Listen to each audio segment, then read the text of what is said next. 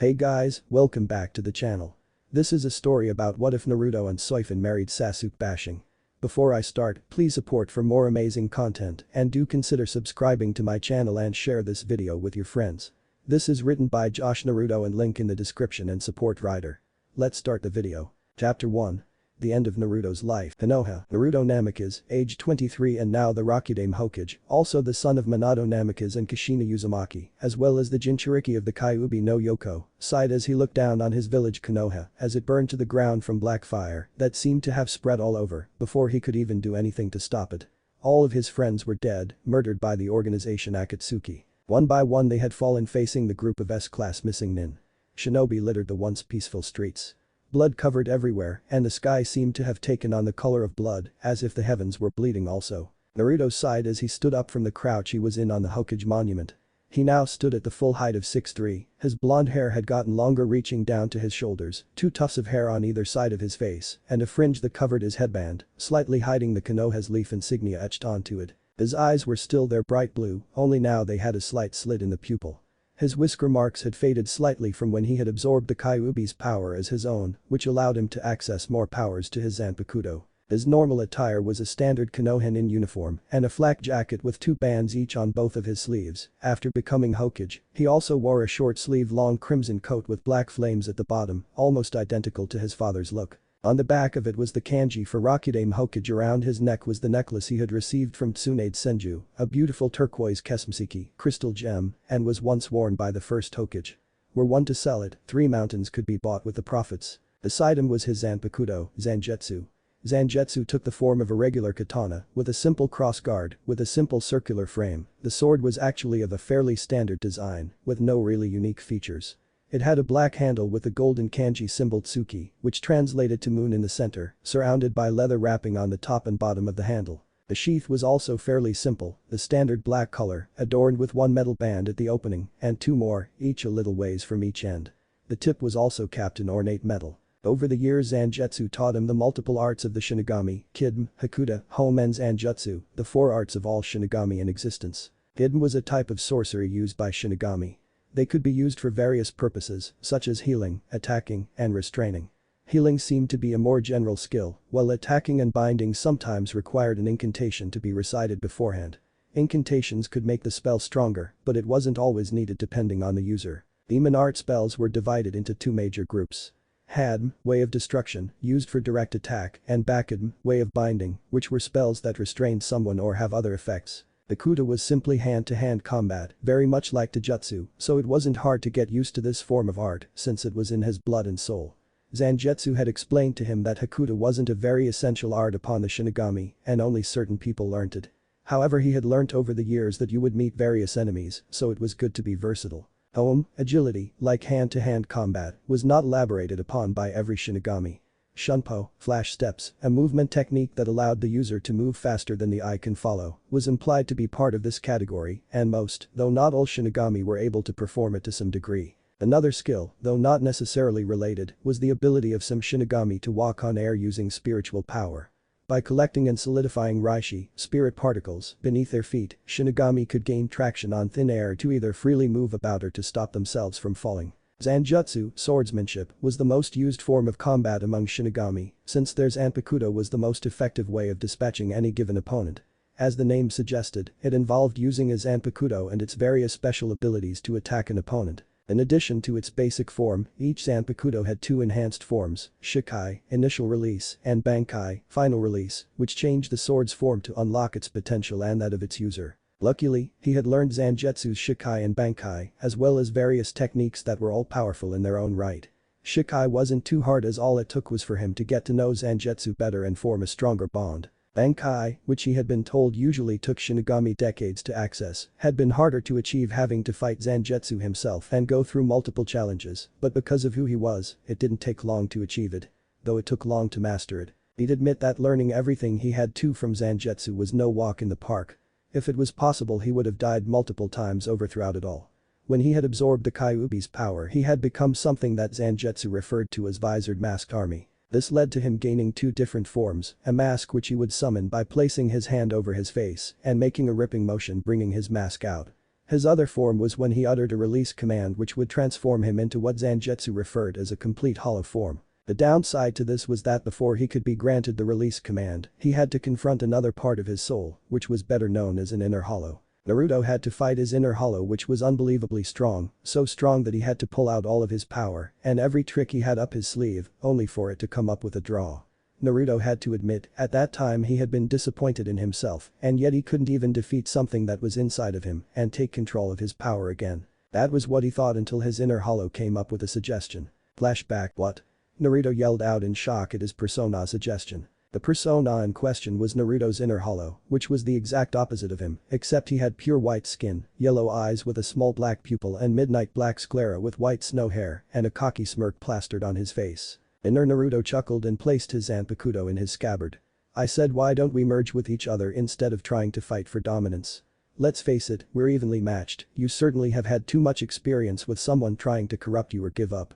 Fighting for dominance all the time will clearly not allow us to get anywhere, so I say why not merge? We are both extremely strong, we will achieve a form unlike any other. He spoke with glee, truly excited about such a thing happening. Naruto thought about it for a second and knew he was right but needed to know something first. Form? What kind of form? He asked with a raised brow. Well, you can already use the hollow mask, can't you? Inner Naruto asked, already knowing the answer. Yes, what does that have to do with anything? Naruto asked with a raised brow. Inner Naruto chuckled lightly. That is the first form, I guess you can say. The second form is like Shikai going to Bankai. When we merge you will not change your appearance whatsoever, so you will look like how you do now. You will be able to fully control your mask when you have placed it on, but you will receive a second form. I don't know what form it will be, but it will be extremely powerful. Naruto's eyes narrowed in suspicion. Say, I get this form, how do I achieve it? And furthermore, what do you get out of it? Inner Naruto chuckled once more. You will have to utter a release command in order to transform into the new form. With it you will be granted immense strength beyond what your Bankai is capable of, as well as your speed. I don't know what you will look like, but it will be humanoid, so don't worry about become some monster, well, not a complete monster anyway. Naruto started to think about, while everything that was being told to him sounded amazing, it begged a question, could he really trust this persona of himself? Would he become evil? But that was the funny thing, he couldn't really sense evil from the hollow version of himself, more like a want for freedom. Looking at the being he asked. I take it that you will also be able to feel what I feel, and so on. He asked the creature. Inner Naruto chuckled. Technically, I won't be real anymore. If I had to guess, I would say that I would become like a second voice in your head. So I will, in a way, be fighting with you, like partners. I would also be able to teach you hollow attacks, like the Zero and such. He said since he had explained everything to do with hollows from the Shinigami verse. Naruto thought about it for a second and had to admit to himself, this was a once-in-a-lifetime opportunity, he would be able to protect his loved ones much easier now. Very well, how do we do this then? He asked. Inner Naruto smirked and started to disintegrate from his feet. Simple, I will just become one with you. He spoke as his body turned into pure white Ryatsu which swirled around for a second before shooting at Naruto, causing an explosion. As the smoke settled, what looked like white skin was cracking all over Naruto before it all broke and disintegrated into nothing. Naruto gasped, getting his breath back from the rush of power he had felt a second ago, and if he admitted it, it felt more powerful than his Bankai ever had. He could truly see the potential for such strength. But this newfound power, I will finally be able to protect all that I hold dear. I only hope that my friends can accept what I am, he thought as he sighed mentally and physically at the last thought. Flashback end. And they had been okay with what power he had gained. Hell, the fact that they were fine with the Kyuubi being sealed within him should have hinted to him that they were okay with him having some strange new power and form to access. With all of this training he had become one of the most powerful shinobi to exist, but he didn't even know if that was the correct term. Unfortunately he wasn't the only one who gained his Zanpakuto. Sasuke Uchiha had also gained one he used to kill everyone he knew. How he had gained his Zanpakuto Naruto didn't understand. Now it was his goal, no, it was his fate to face Sasuke Uchiha, the man he once thought of as his brother. It was now or never, he had to kill Sasuke Uchiha, and he didn't care what happened to him anymore, he honestly had nothing to live for. Sighing once more he was about to jump off of the Hokage monument when a bright light came from behind him. Turning around he watched as an old traditional Japanese-style sliding doors appeared out of nowhere and opened. Once it fully opened 13 people stepped through, all looking like the Shinigami he had been told of by Zangetsu. Zangetsu, with being officially from the Soul Society world, had learnt everything of the Taichos and had then told him the information. The first one, in the center of the line, had the appearance of an old man with red eyes, a very long white beard, and long eyebrows.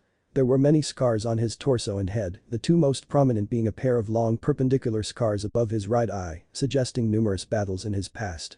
He wore the standard Shinigami uniform, but its eyes was greatly exaggerated. He also draped his haori over his back instead of actually wearing it. Despite his old and frail appearance, he had a very muscular body that he only revealed when he took a certain battle stance, something Shunsui claims was not seen too often.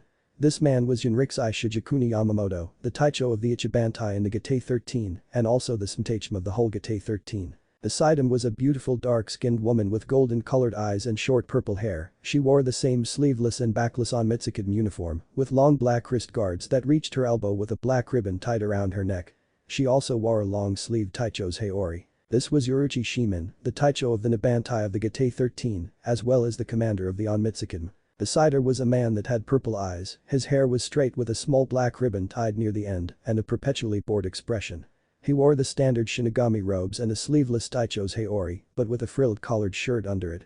This was RMJKRM Toribashi, more commonly referred to as Rose, Taicho of the Sanbantai. Next to him was another woman who had the appearance of a very youthful woman with blue eyes and black hair. She wore the standard Shinigami Taicho uniform, apart from using an obi instead of the normal sash. Her hair was long and worn as a large braid in front. She was Retsu Anahana, the Taicho of the Inbantai in the Gate 13. She was one of the oldest and most experienced Taichos and was the Soul Society's best healer. Next to her was a man who had very long blonde hair reaching down to the lower part of his back. He wore the standard Shinigami robes with a standard Taicho's haori. This was Shinji Hirako, the Taicho of the Gabantai in the Gate 13. The second to last of the line had the appearance of an elderly man with slate gray eyes, a gray mustache, and long gray hair. He wore the standard Taicho uniform along with a white scarf made by the master weaver, Tsujishirm Kuroman 3. The scarf was made from the silver-white windflower light silk, Ginpaku Kazuhana no Yuzujinu, and was a family heirloom that was handed down from generation to generation and was given to each Kichiki family head. The scarf alone was worth enough to buy 10 mansions in Sirte. He wore a short-sleeved Taicho's haori and fingerless black gloves that covered the back of his hand and looped up to attach at the base of his fingers. This man was Ginrei Kichiki. He was the Taicho of the Rakubantai and the head of the Kichiki family. The last of the line was a man with his hair in a classic rounded afro style with long sideburns. He wore a standard Shinigami uniform with a sleeveless Taicho's haori and a pair of dark-lensed sunglasses. This was Lovakawa, Taicho of the Nanabantai. On the other side of the Smtachim is Shunsui Kamraku, a tall Shinigami with gray eyes and long wavy brown hair. His hair was tied in a long ponytail and had long bangs that framed the left side of his face. He wore a straw hat, called a saket, and a pink flowered lady's kimono, which he draped across his shoulders and over his Taicho's uniform. He had thin facial hair around his mouth and on his cheeks. Although his haori and obi sash were cheap, his pinwheel hairpins were very expensive. Shunsui Kamraku was the Taicho of the Hachibantai in the Gate 13. Beside him was a tall, muscular man with sharp features, short light gray silver hair and brown eyes. He had a tattoo of the number 69 on his chest. The 6 represented his last name, Muguruma, which used the kanji for 6 in it, while the 9 represents the 9th division. He wore a sleeveless shihakishim that was open on the front, exposing his chest and tattoo, and tied it with a rope belt. He also wore a sleeveless haori and a pair of fingerless black gloves that covered most of his forearms. This was Kensei Muguruma, the Taicho of the Kibantai in the Gate 13. Next to him was a big man with a dark complexion and dark hair and eyes. He also has 2 spiked piercings below his lips and a very rough appearance inclusive of chipped fingernails, as well as facial and body hair.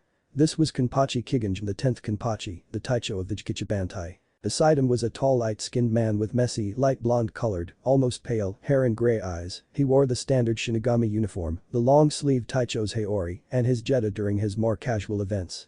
This was Kisu Kurihara, the Taicho of the Jiknabantai. Last on the line was a tall man with a somewhat emaciated appearance, caused by an illness which occasionally caused him to cough up blood. Currently his white hair was worn long, almost reaching his waist. He wore it parted on the left side with one long piece that tends to fell over his right eye. He had green eyes. He wore the common Shinigami uniform with a long-sleeved Taicho's haori and a crimson lining. He wore a narrow white obi, in which he secured his zanpakuin.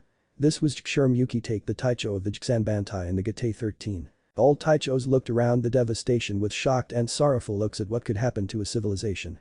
They had been told of what had happened to this place, never before had they been able to reach a world such as the elemental countries, but the Spirit King had told them that they had to go to this world because there was an important person there, a person called Naruto Namikaze. When they asked about him, the Spirit King had told them everything about him, all of his life, his burdens, challenges, pain, and betrayals in his life. They never thought that one person could go through so much in just one young life. The Soul King had also told them of what had recently happened. A man called Sasuke Uchiha had destroyed and killed everyone in his own village that had betrayed him years before all of the current events had happened, all for the sake of revenge. Naruto Namikaze was the sole survivor. So this is the elemental countries, huh? Yoruchi said as she admired the view of the trees and mountains all around. Hurry up admiring the view, Yoruchi-san, we have some work to do. Kisuke said with a chuckle at seeing his friend's eyes wide and excited at being in a new world. It looks similar to Soul Society. Rose mused with a bored look. Yamamoto stepped forward with his large cane banging against the ground. You must be Naruto Namikaze. He said in a professional tone. Naruto gave a nod. You guys must be the Taichos of Soul Society. Naruto said with a hollow chuckle as he turned back to his burning village. So you do know about us? Kisuke said as if it proved everything the Spirit King had told them, especially about a human wielding his Zanpakuto. Yes, Zangetsu told me everything. Naruto as he grasped Zangetsu which was still in the ground. We are here to bring you back with us, to be a Shinigami. Yamamoto said. Naruto however shook his head. I'm not leaving this world yet, not until I finish what I meant to do here. Naruto said with a sigh as he pulled his Zanpakuto from the ground. And what's that? Yoruchi asked with a raised eyebrow while resting a hand on her waist, curiously checking him out. To kill the man I once thought of as a brother. Naruto said in such a cold voice that some of the Taichos actually shivered. And what if you die? If that happens we won't be able to take you back with us. Rose said with a frown. I honestly don't care. Naruto said as he gazed down to the village he once led. Everything I loved, cared for, cherished and lived for is gone, forever, I have nothing left to live for. Except for killing the man who caused all of this, a taint such as him should never walk free. He said making the Taichos realize that the man in front of them really didn't care if he lived or even became a Shinigami. Revenge isn't the way to go. Ginrei said with a sigh. This isn't revenge, it's justice, what would any of you do, huh? If the person who destroyed your entire life, ripped everything you ever loved away, would you simply let him go, to walk through, cause more chaos wherever he goes? If so, then the Spirit King should never have sent you people. Naruto said before vanishing in a crimson flash. All the Taichos were startled when he simply vanished in such a way. Looking down to the village they watched as Naruto appeared in the village walking through the fires. What was that he did? Shinji asked with raised eyebrows. I believe it was one of those jutsus that these shinobi know. Love said. Either way, it was very similar to our Shunpo. Kisuke said with a chuckle. No. Yamamoto said making the Taichos look at him. It was much faster than that. He instantly traveled to another place using a tracker of sorts. If he had those trackers all over this world, he would appear there instantly. He said with an appraising eye that someone so young could use something like that. Should we follow him? Shunsui asked with a tip of his hat. We'll follow, we need to make sure he survives. Yamamoto said. He knew Naruto Namikaze would one day become one of the, if not the strongest Shinigami to have ever lived. All the young man needed was training in the Soul Society to be able to grow into his powers more. Down below in the village, Naruto had made it to the person he wanted to say goodbye to for one last time, because he knew he would either live and go to Soul Society or die for good. Bending at the person he let a teardrop from his eyes. I'm sorry Sakura-chan. He said as he stroked the pink-haired girl's hair softly, lovingly. Naruto still couldn't believe what had happened between the two teammates after the cage meeting years ago. They had eventually opened up to each other romantically after realizing that they may not have all the time in the world that they actually wanted. With the war coming up they decided that they had to treasure everything they had with each other. Eventually the two fell in love with each other after the war ended, after he had killed Madara Uchiha, with only Sasuke Uchiha as the last remaining person in anyone's way. It was also the same time Naruto was appointed Hokage. The funny thing however was that it wasn't the two of them most of the time. Because of Naruto being the last of his clan, he had to pick more than one woman to bring his clan back. After speaking it over, Sakura had told him it was okay, as long as he treated them equally. No matter what people may say, she loved him and trusted him more than anything. However, it was a shock when it was Ino who had asked Naruto if she could be his second girlfriend and possible wife in the future. Sakura had agreed with it now that the two young women had made up from the Sasuke fiasco. Never in a million years would Naruto have predicted he would have a threesome with both Sakura and Ino, never mind just one of them. And now it was all destroyed in a matter of minutes by their old teammate. I never meant for any of this to happen. I should have realized the type of person he was years ago instead of thinking I could save him. This is my entire fault. He said with a sigh. Leaning down he placed a lingering kiss on her forehead. I'll end it here, no one will suffer ever again. I promise. He said as he reached down to her hand where an engagement ring was, the one he had given her not long ago. Slipping it off her finger, he placed it on his own finger and stood up. He sighed as he glanced in the direction of the Valley of the End. To where it all began. All the Taichos that had been watched in surprise as Naruto vanished as if he was never there. Shunpo, he really can use the Shinigami arts. Chikshurm said in awe. So let's follow him. Yoruichi said with a grin, wanting to see the handsome blonde man fight and see what he's capable of. At once all Taichos left their spots to trail after the blonde human Shinigami. Valley of the End. Naruto soon appeared at the Valley of the End on the head of Hashirama Senju, the very same place he last fought Sasuke Uchiha to bring him back home, just the first of all his futile attempts. Just that thought made him realize that it was his biggest regret. If he had aimed his Rasengan better, he would have finished Sasuke off at that time, but instead he powered it down and scratched the Uchiha's headband in the hopes that Sasuke would be able to be reached. Now, that mistake would haunt him till the day he died. That was all going to change today. Sasuke wouldn't leave the valley alive if he had anything to say about it. Across from him stood the person of his thoughts. Sasuke Uchiha hadn't changed much over time, his hair was still black with a blue tint to it, onyx-colored eyes, and light-colored skin. He was noticeably more muscular than he was when Naruto last seen him. He was wearing a white long-sleeved shirt which was open at the torso, with a smaller version of the Uchiha crest on his collar, and blue trim around the edges, and a lightning bolt design covering it. He wore black pants with a white cloth hanging from halfway up his stomach to his knees. He also wore a purple rope around his waist, tied in a bow. He lastly wore what appeared to be samurai-like armor on his sleeves, shoulders, and legs. And the purple rope was his own Zanpakuto, it looked like a regular katana. The tsuba was in a teardrop shape, with the base of the drop arsing over the top of the blade, and the point of the drop pointing below the cutting edge. A row of several tiny holes decorated the bottom of the curve, and a small ring, maybe 2 in diameter, dangled off the tip of the teardrop. Its hilt was crimson as was its sheath. "So you came after all?" Sasuke asked with an evil smirk. "You burned everything I ever loved to the ground, did you really think I wouldn't come?" Naruto asked rhetorically while trying to keep his anger in check. Not far away, the Taichos appeared to witness the fight between these two shinobi. "How do you think this will play out?" Kisuke asked the group. "I don't know, but I can feel their energy from here. They are definitely Taicho level," Kensei said with a grim look. He had a feeling that this battle was going to be dangerous. "Be careful, we don't know what they're capable of," Retsu said with a frown, knowing that Naruto was willing to die if it meant the Uchiha did as well. "But Naruto and Sasuke, I will finish this here and now. You won't live to hurt anyone else," Naruto said as he crouched down slightly. "You can try, Naruto, but you've never defeated me before, what makes you think you can now?" Naruto just laughed a laugh that sent Sasuke and the Taichos on edge. It was so hollow, it actually sent chills up their spine. "All those other times, I had friends, family, a home to lose, I had to live to go back to all that. To the women I loved." He sighed at the mention of Sakura and Ino. "But now, you got rid of all that, you erased any hope of having a future here. Therefore I can fight you with no restraint, because no matter what friends I may have in Kumo, Suna, Kiri or even Iwa, it doesn't fill the gap that's been ripped out of my heart and soul, so you better be ready, because this time, I will show you what I'm truly capable of." No sooner than after he finished, he had vanished and reappeared in front of Sasuke. Bringing his left foot up, he kicked Sasuke in the jaw, sending him flying into a cliffside. Following after, he soared across the area, flying through the air courtesy of his Shinigami powers. As he got close to the hole in the wall, however, he watched as 2 red lights appeared from the smoke that was caused from the crash. "Sharingan," he thought. "Pain. Nkakik no Jutsu. Fire release." Great fireball technique, a large fireball, bigger than the average thing, was blown from the wall heading straight for him at great speed. Stopping in mid-air, he flashed through hand seals at high speed. Suiton. Sujin Heki. Water release. Water encampment wall, water materialized around Naruto forming a strong, dense wall as the fireball struck, but only managed to cause steam to rise from the collision. Suiton. Suriken no Jutsu. Water release.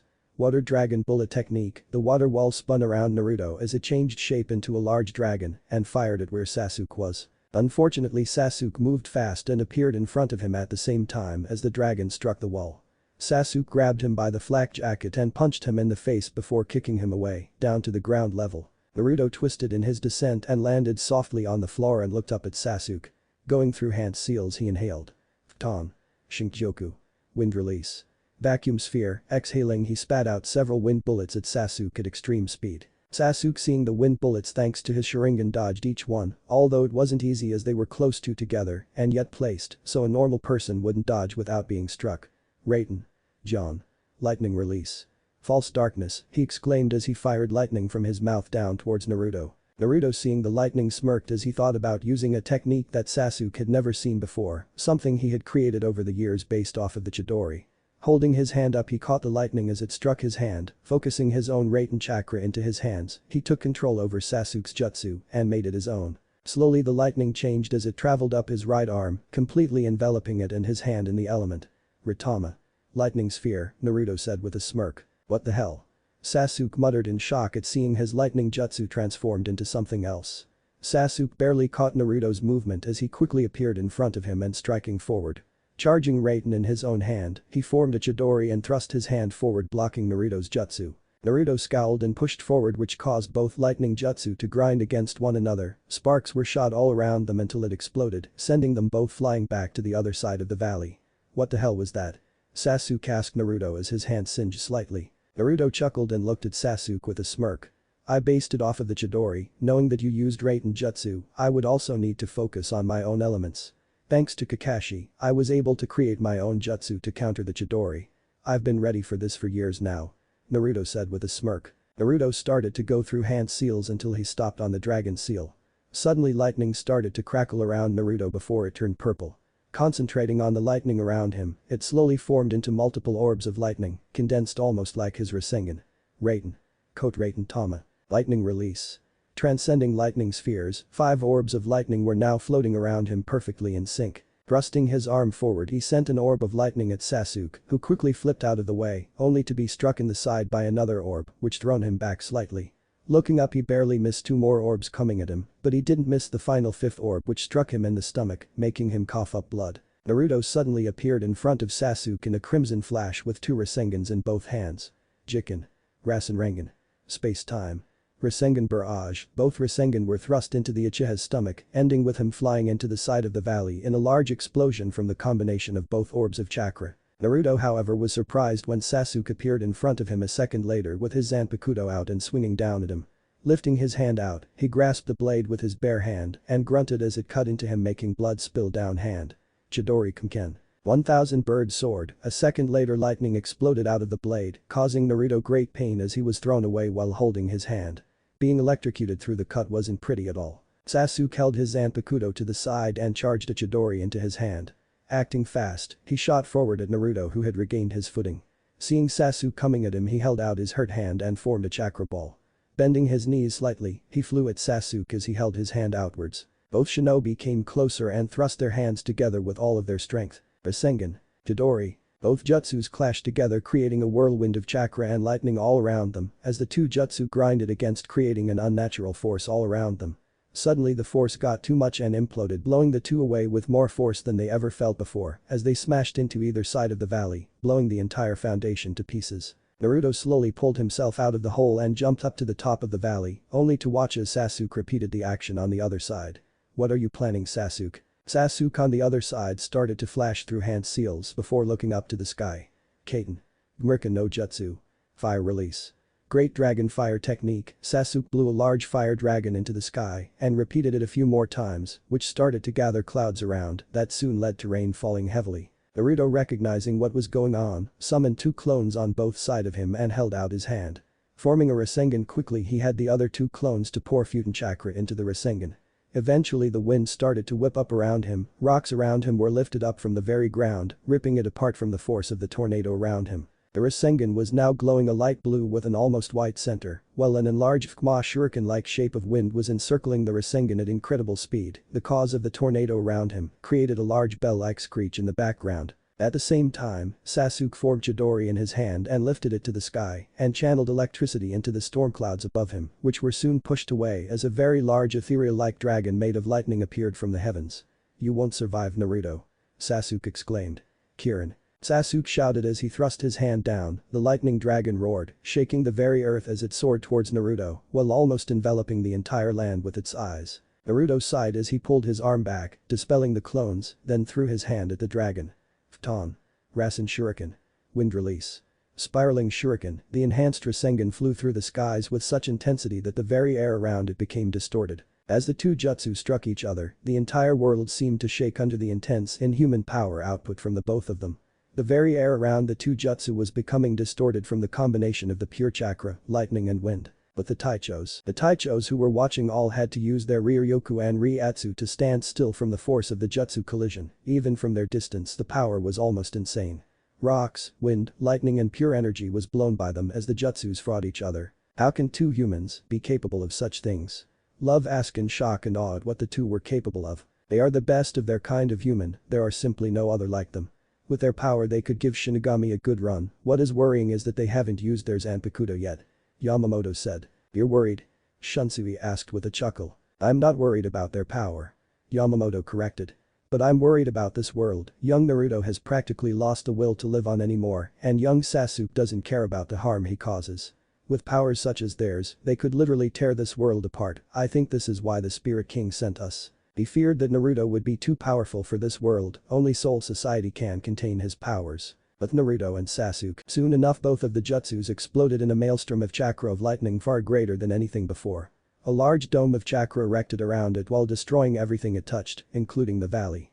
The dome suddenly sucked into itself and exploded, sending a wave of chakra everywhere, blowing Naruto and Sasuke a far distance from each other. After a few moments Naruto struggled to stand up properly from the aftermath of the explosion. Looking around, the Valley of the End was nothing but a crater with the remnants of the two statues of Hashirama Senju and Madara Uchiha still hung slightly on the side of the wall. Damn, I didn't expect this. Naruto said as he eyed the damage while looking for Sasuke. Naruto was completely unprepared for the sword that slashed him in the side, drawing blood. Acting fast, he quickly jumped back to where he could see Sasuke with his Zanpakuto drawn and blood on the edge. Looking down he saw his clothes had been torn from where Sasuke cut him. Placing his hand on it, green chakra soon enveloped it, healing the wound soon after. Thank God Sakura-chan taught me some medical ninjutsu. He thought to himself with a sad smile. Sneaking up on me, huh? Wouldn't expect anything less of an Uchiha. He said while also noticing Sasuke's burnt and torn clothes. Any injuries on him seemed to have healed, like his own injuries. Sasuke simply looked at him with bored eyes. No matter which way I attack you from, you will always lose. Always. Sasuke said as he closed eyes for a few moments. Snapping his eyes open, Naruto was able to tell that his Sharingan had changed to his Ion no Manjukam Sharingan that he gained from taking Itachi's eyes for himself. Instead of the normal red eyes and 3 black commas, the normal red color was now black and covered by 3 overlapping ellipses, giving it 6 points. The design was red. Around the pupil was a shuriken-looking design. Time for games is over. Sasuke exclaimed before he vanished in a shunpo. Naruto quickly unsheathed his own Zanpakuto and spun around to block a downward strike from the Uchiha. He underestimated the strength behind the strike however, as he was pushed down slightly, allowing Sasuke to kick out at the blonde, sending him back. Before Naruto could recover, Sasuke lifted up his free hand and pointed his fingers at the blonde and gathered his Raiten chakra in the tips. Todori Raiku Tama. 1000 birds lightning bullet, multiple lightning balls formed on his fingertips and fired at Naruto at extreme speed. Naruto saw the bullet-like projectiles coming at him. Forming his Ritama in his hand, he lifted up and swung the hand in a wide arc in the direction of the bullets. Ritama Senbon. Lightning Sphere Senbon. Senbon-like shapes were fired from the Ritama, each hitting the bullets and disrupting them from their path. Backflipping in mid-air, he landed on the ground with no problem. Bending on his legs, he shot forward at Sasuke with his Zanpakuto at the ready. Now within range, he swung down with a mighty blow, creating a shockwave as Sasuke blocked. Using his free hand, Naruto went for a punch only for Sasuke to slide his head out of the way by mere inches. Damn it, with his Sharingan in that form, his perception time is far better, he can see what I do before I even do it. It's time I leveled the playing field. Sasuke used his free hand to grab Naruto's own hand and went to throw him away, only for Naruto suddenly vanish from his spot and reappear a good few feet away. I guess I shouldn't hold back anymore, huh? Naruto asked rhetorically. Closing his eyes he started to gather the natural energy from around him, just doing that simple act made him feel peaceful once more. Opening his eyes, everyone could see their new transformation in them. The pupils were horizontal slits. The outermost circle at the edge of his eyes was red, while the innermost circle was yellow, and the rest was the normal white. Senendo. Sage mode, Naruto announced, now feeling much stronger physical-wise. Kawazu Kumite. Frog style, he also said as he shifted stance while still holding his Zanpakuto. Bringing his arm up, he punched the ground, sending shockwaves across it as a fissure opened up going Sasuke's way, which forced him to jump. Grinning, Naruto flew at Sasuke. Appearing at his side, he swung his sword, which was blocked, but thanks to his enhanced strength, Sasuke was sent flying through the air. Flying after him, he hovered above him while holding his hand out. He started to form a variant of his Rasengan. Sasuke looked up from at Naruto from where he was still airborne. That damn sage mode makes him physically stronger than I am at this point. If I want to win, I need to keep my distance until it runs out. I may need to release my Zanpakuto if it comes to that point. He thought to himself. However, his eyes widened when he saw Naruto's jutsu. A Rasengan, about 10 times bigger than normal, was resting in the palm of Naruto's hand, glowing with power as blue chakra radiated from it. Pulling his arm slightly, he thrust it down at Sasuke. Emerald Rasengan. Super Great Ball Spiraling Sphere. Sasuke quickly brought his sword up to block the mighty jutsu. As soon as the jutsu and sword connected, a torrent of chakra exploded all around them in a form of a dome enveloping the two warriors. All was quiet for a moment before the dome exploded in a tornado of chakra and wind, creating a large crater as both the Namikaze and Uchiha were pushed away. Sasuke and Naruto both shot from the large mushroom cloud and skidded along the ground.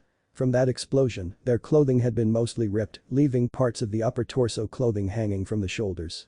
Naruto quickly tore his trench coat off, as well as his flak jacket, since they were getting in the way, while Sasuke removed his top, now leaving him topless. Sasuke looked over at Naruto and sighed as he pulled his sword horizontal with his face. "It's time," he exclaimed as his Ryatsu exploded from out of him in a deep purple color. Naruto, knowing what was coming, brought his own Zanpakuto in front of him, pointing out in a straight manner. Like with Sasuke, Ryatsu exploded from around him only in a bright blue. Both forces of Ryatsu started to shake the very earth from the extreme force of the two. The power that was being displayed was something that only the Taichos could produce. Their Ryatsu is something else. Kamraku said with a chuckle. If this is their Shikai, then their Bankai must be something else. Shinji said with a grin. They're going to turn this place into rubble. Retsu said with a slight frown. Yamamoto had his eyes on Naruto the entire time, impressed with his strength that he had shown so far.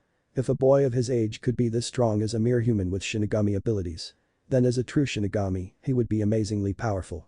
Show me Namikaze, do you have what it takes to be a Taicho? Nkateki Manwaga Negai, Tenbatsu. Bring my desires to fruition, justice of heaven, Sasuke exclaimed as Ryatsu wrapped around him before evaporating, leaving his Zanpakuto in its new state.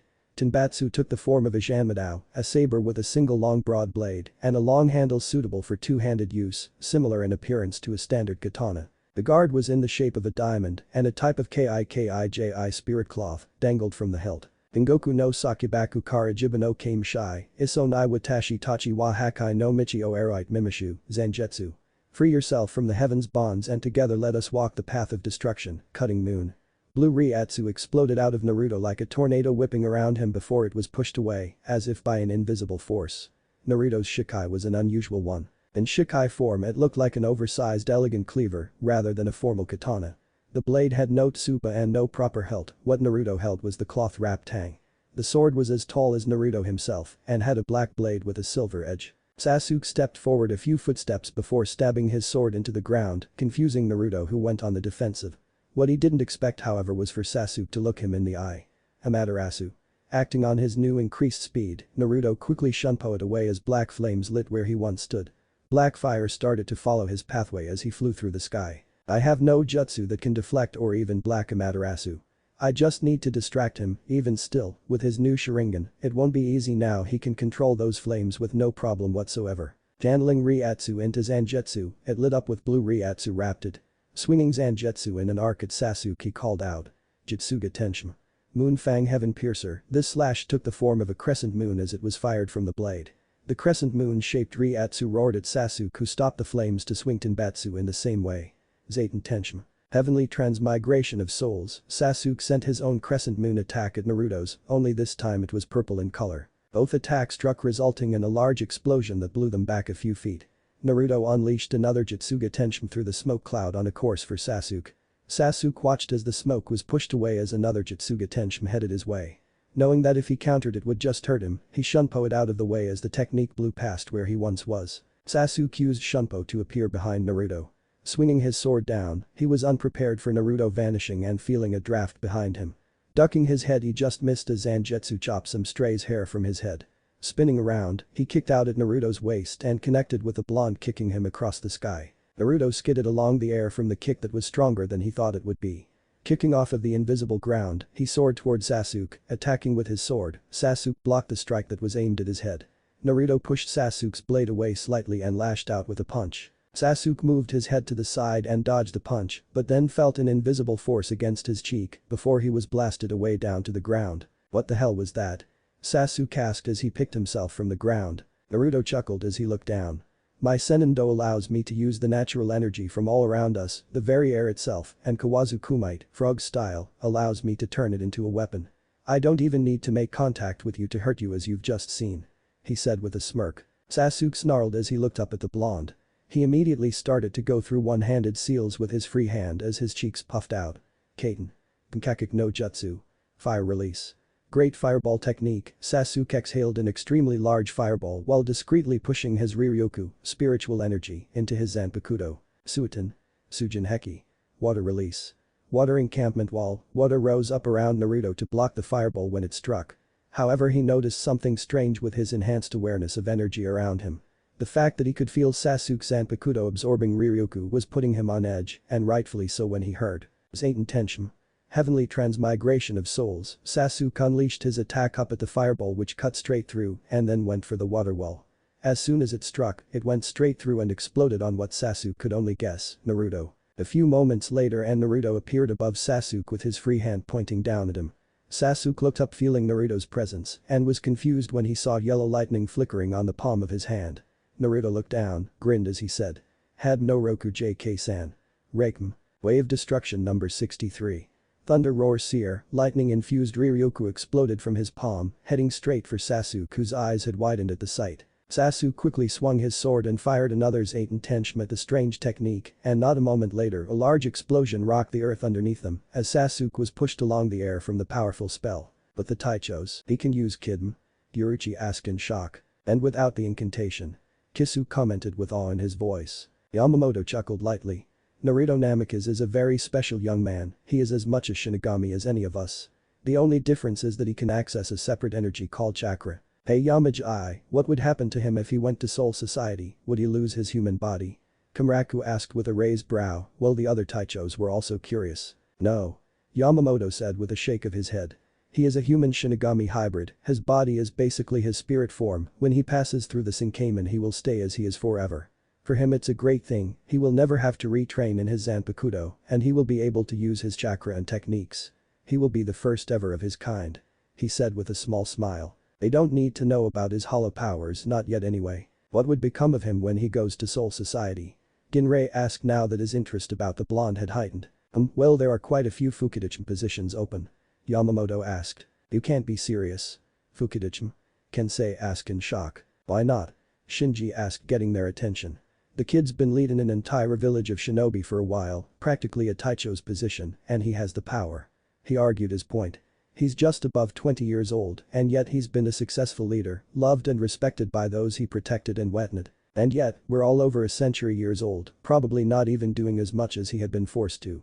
It would be almost a crime assigning a low position. Rinrei gave a nod to what Shinji said, looked back at the fight, while contemplating have someone like the Namikaze in his squad. Iruchi was also looking at Naruto since she had an open spot for Fukidachi, thanks to Kisuke's promotion to Taicho. She also knew that having a shinobi of Naruto's prowess in her division would boost its reputation as well its power. Especially with what Shinji said being true, if he could lead an entire village on his own, with the exception of friends and advisors, what's stopping him from leading the division when she was busy elsewhere? I wonder how Soifon would react to someone like Naruto-kun. She thought with amusement. But Naruto and Sasuke. Smoke and dust covered the area around Sasuke from the aftermath of Naruto's Hadam technique, which obscured Naruto's own vision of anything that was going on with Sasuke. Amaterasu. Naruto heard the Uchiha shout while he went wide-eyed as black fire was launched at him from the smoke. Placing Zangetsu in front of him, he channeled Riryoku into the blade before shouting.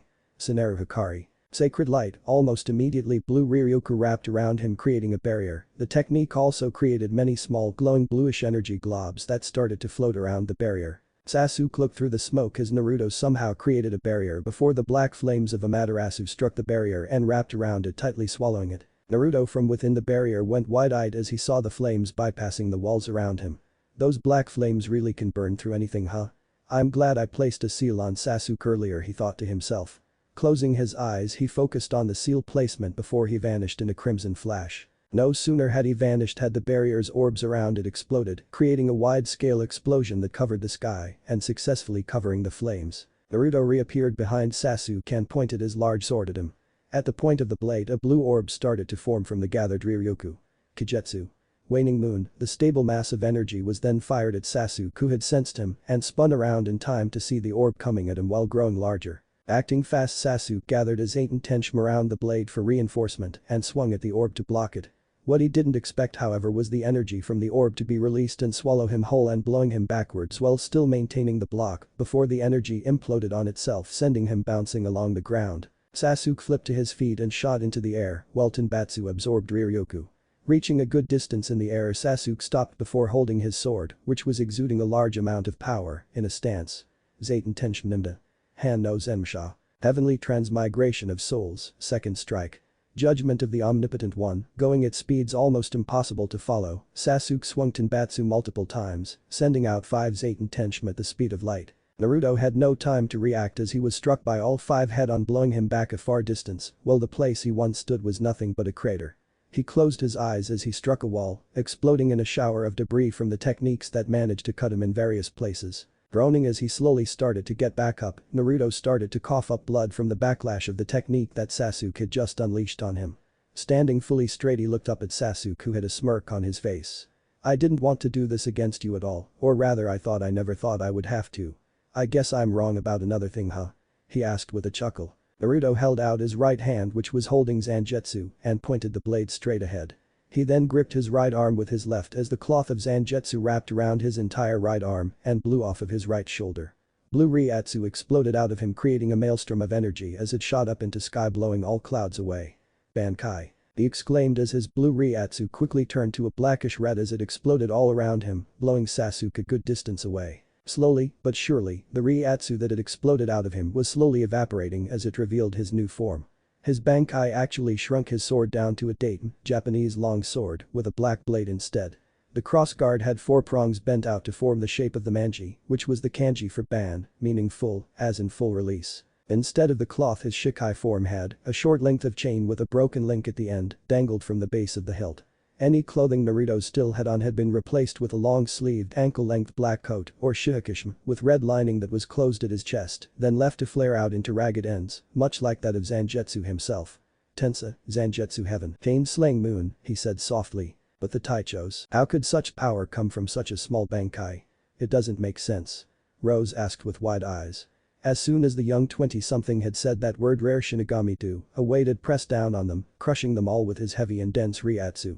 "It's compressed," Kisuke said with wide-eyed amazement and a grin, hoping he could one day spar with a youngster. "What?" Love asked, either in shock or confusion, even he couldn't tell himself. "His Bankai, all of its power has been compressed into that small form. Whereas most other Bankai would usually expand, his has transferred all of its power into a smaller form. What the advantages of this are, I don't know. I guess we'll find out, huh?" Kisuke said with a grin, wanting to know more about such a strange Bankai. "Either way, he looks delicious," Yoruichi said with a grin as she licked her lips like a cat while looking at Naruto hungrily. Oh, she could picture several scenarios of Taicho and Fukidachi sexual situations. She wasn't usually the type who would randomly have sex with someone, despite rumors. But she knew enough about the young man to know he would never be a one-time thing. "Of course I wouldn't try straight away, not with what he's already been through. I may be eager, but I'm not stupid." "But Naruto and Sasuke." Naruto looked up at Sasuke. "It's over," he said. The next second he simply vanished, not a breeze or gust to show he moved. It wasn't even a second later when he reappeared in front of Sasuke with Tensa Zangetsu stabbed through the Uchiha. "You don't stand a chance anymore," Naruto said softly. Sasuke gasped as he coughed up blood and slowly lifted his free hand up to grip Tensa Zangetsu that was stabbed in what he could guess could only be his lung. "Ugh, how did you move so fast?" he asked between coughs. "My Bankai is a compressed form, taking all of my power and speed and making it what you see. This then enables me to reach levels of physical and spiritual prowess most Shinigami would have their bodies give out at and cannot handle. Instead of using Shunpo to move, I can simply use this newfound speed to move even faster than that.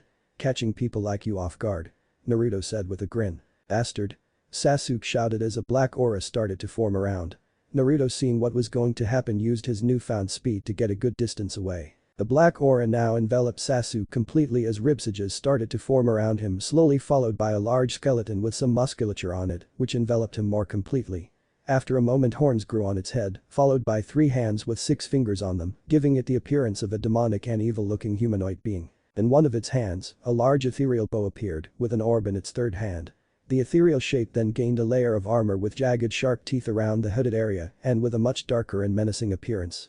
The orb in its third hand also changed to a pitch black colon, while the bow in its left hand also took on a different shape. Susanoo. Raging god of battle. Naruto looked at the ethereal figure with distaste at feeling the darkness emanating from it. Even the Kyuubi had never had so much hate, darkness or such a sickening feeling in its aura. Seeing the darkness in your soul and power simply makes killing you all the more easier.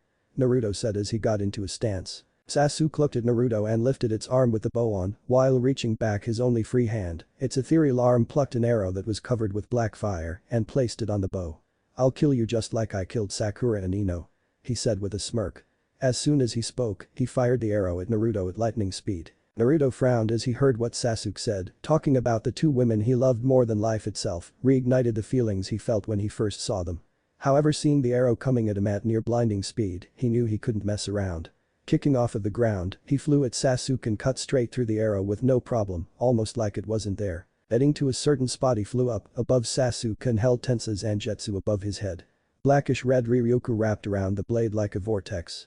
Kuroi Jutsuga Black Moon Fang, swinging the blade down, he unleashed a large wave of condensed Ryukyu. Unlike the usual blue, this was now full black with a red outline. Sasuke brought his bow up to block the attack, but was shocked when it was cleanly sliced in half. He could only watch in further shock as the Kuroi Jutsuga cut through his Susanoo like butter.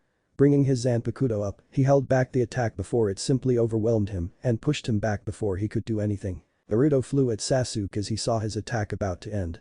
Appearing in front of the fallen Uchiha, he wrapped his blade in more Ryukyu and swung down on Sasuke, who blocked the strike. Grinning down at him, he placed his left hand on the flat end of the blade. Jutsuga Tenshima. Shimetsu. Moonfang Heaven Piercer. Extinction. Almost immediately a giant dome in the same color as Kuroi Jutsuga spread out all around the two, tearing the ground apart as it grew larger. As if by a silent command, the dome exploded in a brilliant shower of light that shook the earth. Inside the dome, Naruto was pushing against Sasuke's Zanpakuto when a crack ran up Tenbatsu, a further push and Tensa Zangetsu cut straight through it, breaking Sasuke's Zanpakuto in half, as well as blowing Sasuke away at the same time as the dome exploded. Soon enough the dome had collapsed, revealing a perfect Naruto, without a scratch on him, not even a tear in his clothes, and an almost dead Sasuke Uchiha lying by his feet. "Remember this, Sasuke, you will never harm another person again." Lifting his Zanpakuto up, he looked in Sasuke's eyes and brought Tensa Zangetsu down and in one quick motion. Sasuke, seeing the blade come down at his face, closed his eyes on reflex, but all he heard was the crunch of gravel beside him. Cracking an eye open, with his Iron Manjikam Sharingan still active, he glanced to his left and his eyes opened in shock and confusion. Beside his head was the obsidian blade of Tensa Zangetsu stabbed in the ground. He looked up at Naruto, who was looking at him with nothing but pure unadulterated hatred. "Killing you won't bring them back," was all Naruto said, and without another word, he reversed his Zanpakuto to its sealed state, removing his clothing and bringing his usual clothing back, minus the coat and flak jacket that had already been destroyed. Closing his eyes, he took a deep breath before opening them, showing them to be his usual slit eyes, and Senendo cancelled. Sheathing his sword, he walked over to the Taichos as Sasuke was left on the verge of dying. Not that Naruto actually cared. Finally making it to the Taichos, he watched as they all stepped forward. "So what now?" he asked. "Why didn't you kill him?" Kenpachi Kigenji asked for the first time since he arrived. As far as he was concerned, this new kid had power and knew how to use it. As long as he wasn't afraid of that power and used it how he liked, then he could respect him. "Killing that bastard wouldn't have brought the women I love back, no matter how much I wanted," Naruto said with a sigh. "Very well." Yamamoto stepped forward, his cane smacking the ground. "First, we'll take you to the Soul Society. I'll have one of the Taichos give you a tour of all of the divisions so you understand the system. Next you will be fitted into the Shinigami database and assigned a squad, expect to be placed in a high place, a person of your power can't afford to be wasted. After that you will become an official Shinigami of the Gate 13. Yamamoto explained. Naruto grinned, actually excited about being a part of something. "Sign me up," he said as a couple of the other Taichos gave a chuckle. A few more minutes later and they were all gone. Naruto Namikaze would never return to this world again. Had they stayed for a moment longer, they would have seen the air beside Sasuke rip open to reveal a black space, to which he was sucked into, leaving no body behind. "Spirit King's realm, he beat him," a familiar pink-haired woman said with a smile on her face. "Of course he did. Naruto-kun always wins in his battles," a blonde-haired woman said. "He looks so sad," the pink-haired woman said with a sad sigh. "Well duh, Sakura, he did just lose everything that mattered to him. I know that I just wish that there was something we could do for him. I hate seeing him in pain." Sakura said as a few tears fell from her eyes. That's why I brought you two here. A male voice said. Both girls turned to the voice to face a man who looked to be in his 40s. The man had long black hair and dark black eyes. He wore a white shirtshim with a black haori over it. Shinigami-sama. Both girls said with awe. Shinigami chuckled and shook his head.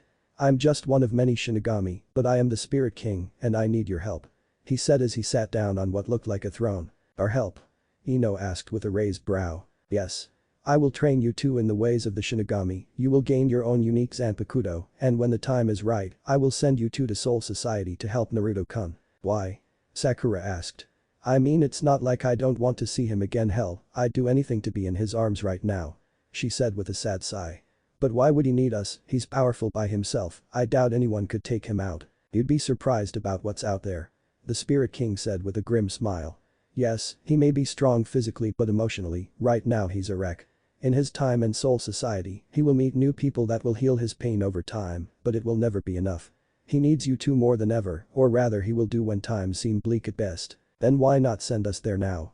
Sakura asked with a frown. Because you two aren't ready, physically or emotionally. I need you to be strong, gaining a Shikai and Bankai before you even go to Soul Society. Naruto will have multiple mates in his time in Soul Society, which isn't much of a shock to be honest. Ino interrupted with a blush and smile. But there will be dark times where Naruto will need you two to actually succeed.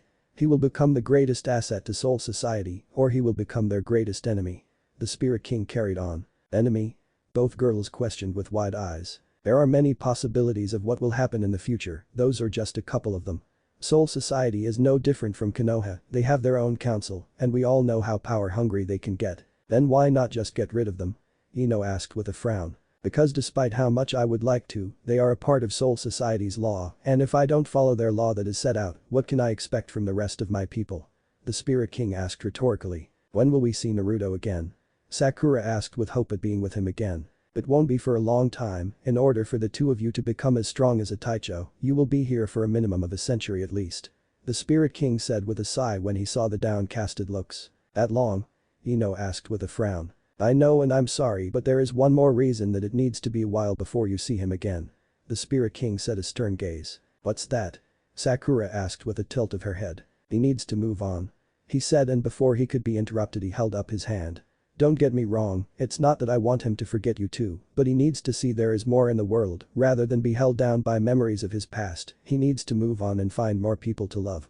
With him being Naruto and having a big heart, he will no doubt have his own harem. He said with a perverse giggle. Okay, I understand or rather we do. Ino said while also agreeing silently on the harem, not that she minded, having sex with Naruto and Sakura had been an experience in itself, it also helped that her and Sakura were best friends, and there was actually no awkwardness in the whole thing. Good. The Spirit King said with a pleased smile. Then let's get started. By the evil grin on his face, the two ex-shinobi knew they were in for one hell of a century, if not longer. To be continued. Chapter 2. The beginning of Naruto's new life. 45 years later, it had been 45 years since Naruto had entered the Soul Society, and so much had happened in those years. As soon as they had come out of the Senkamen, the Shinigami had ordered Yaruchi to give Naruto a tour of all the divisions, to give him a good idea of how things worked, seeing as he was going to be a member of the Gate 13. He had been glad it was Yaruchi who was taking him around however, as she seemed to be the more fun, happy type that he needed at the time. After having everyone you ever loved die, the last thing you wanted was for some guy with a stick up his ass to lead him around. The Ichibantai, otherwise known as the First Division, was ranked highest among the 13 divisions. Even subordinate members of the Ichibantai were considered model Shinigami.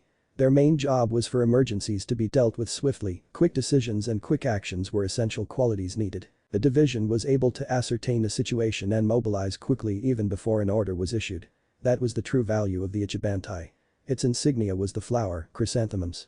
Truth and innocence. The Ichibantai, or as some people called it, the second division were similar to the Anbu Black Ops and dealt with things that would never go out to the public. They were trained in the art of stealth, assassination, policing, detention and message couriers. The current Taicho of the Ichibantai also led the Onmitsukan, stealth force, making them automatically their allies to help with all of their work. Like all divisions, the Ichibantai had its own insignia, the Pasque flower. Seek nothing. The Sanbantai, also known as the 3rd Division, didn't seem to have any special duties like some of the other divisions have. They also had their own insignia of the flower marigold. Despair. The Inbantai or the 4th Division was the medical supply division. They were responsible for both, treating the injured and doing most of the manual labor, such as cleaning the sirete. The 4th Division was further divided into teams that had specific assigned jobs. Other division members used their spiritual power only for fighting. Members of the 4th Division possessed spiritual powers that were used to tend to wounds and provide relief. They used these special powers and the benefits of their daily training to act with precision and speed to aid injured comrades. 4th Division administered emergency first aid to injured division members and transported them to the General Emergency Relief Station. The division was further divided accordingly into advanced relief teams. Whether or not the relief squads were determined by healing skill or area was unknown. They had the insignia of the bellflower. Those who grieve are loved. The Bankai, also called the 5th Division, had no special duties.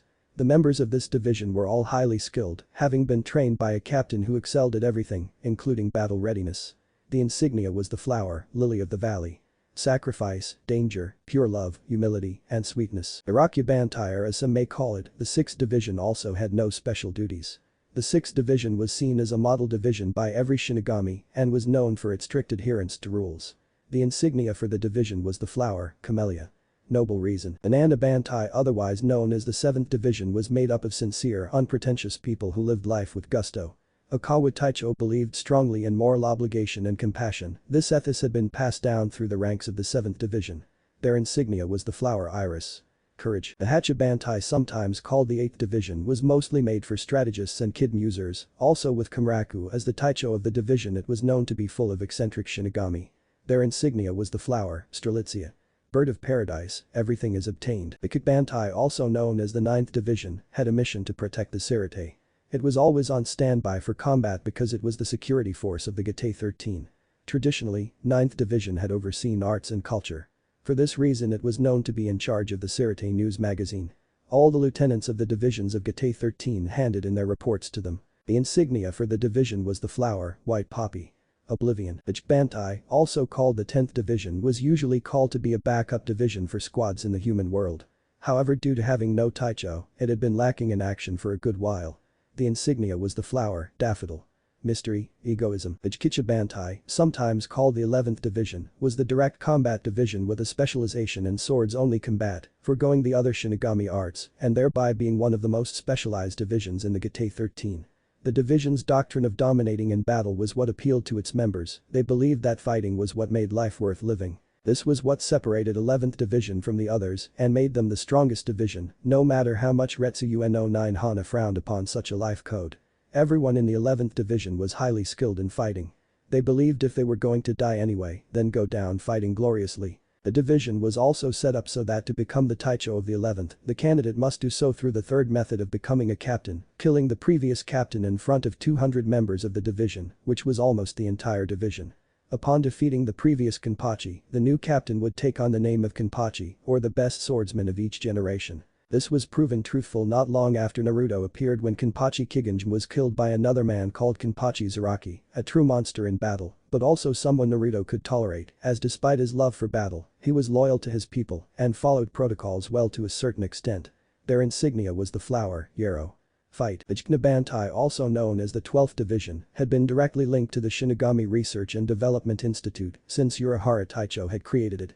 As such, technological and scientific research had become the full measure of what the division involved itself in primarily. Members were tasked with research and collection of data and samples, something both the current and previous captains were very enthusiastic about, though not to the same extreme. The insignia was the flower, thistle. Vengeance, strictness, and independence. The Jiksan Bantai, also known as the 13th Division, was known for its peacefulness, with Jikshur Muki take as its Taicho. They had no special duties, except they did tend to be called for quick situations.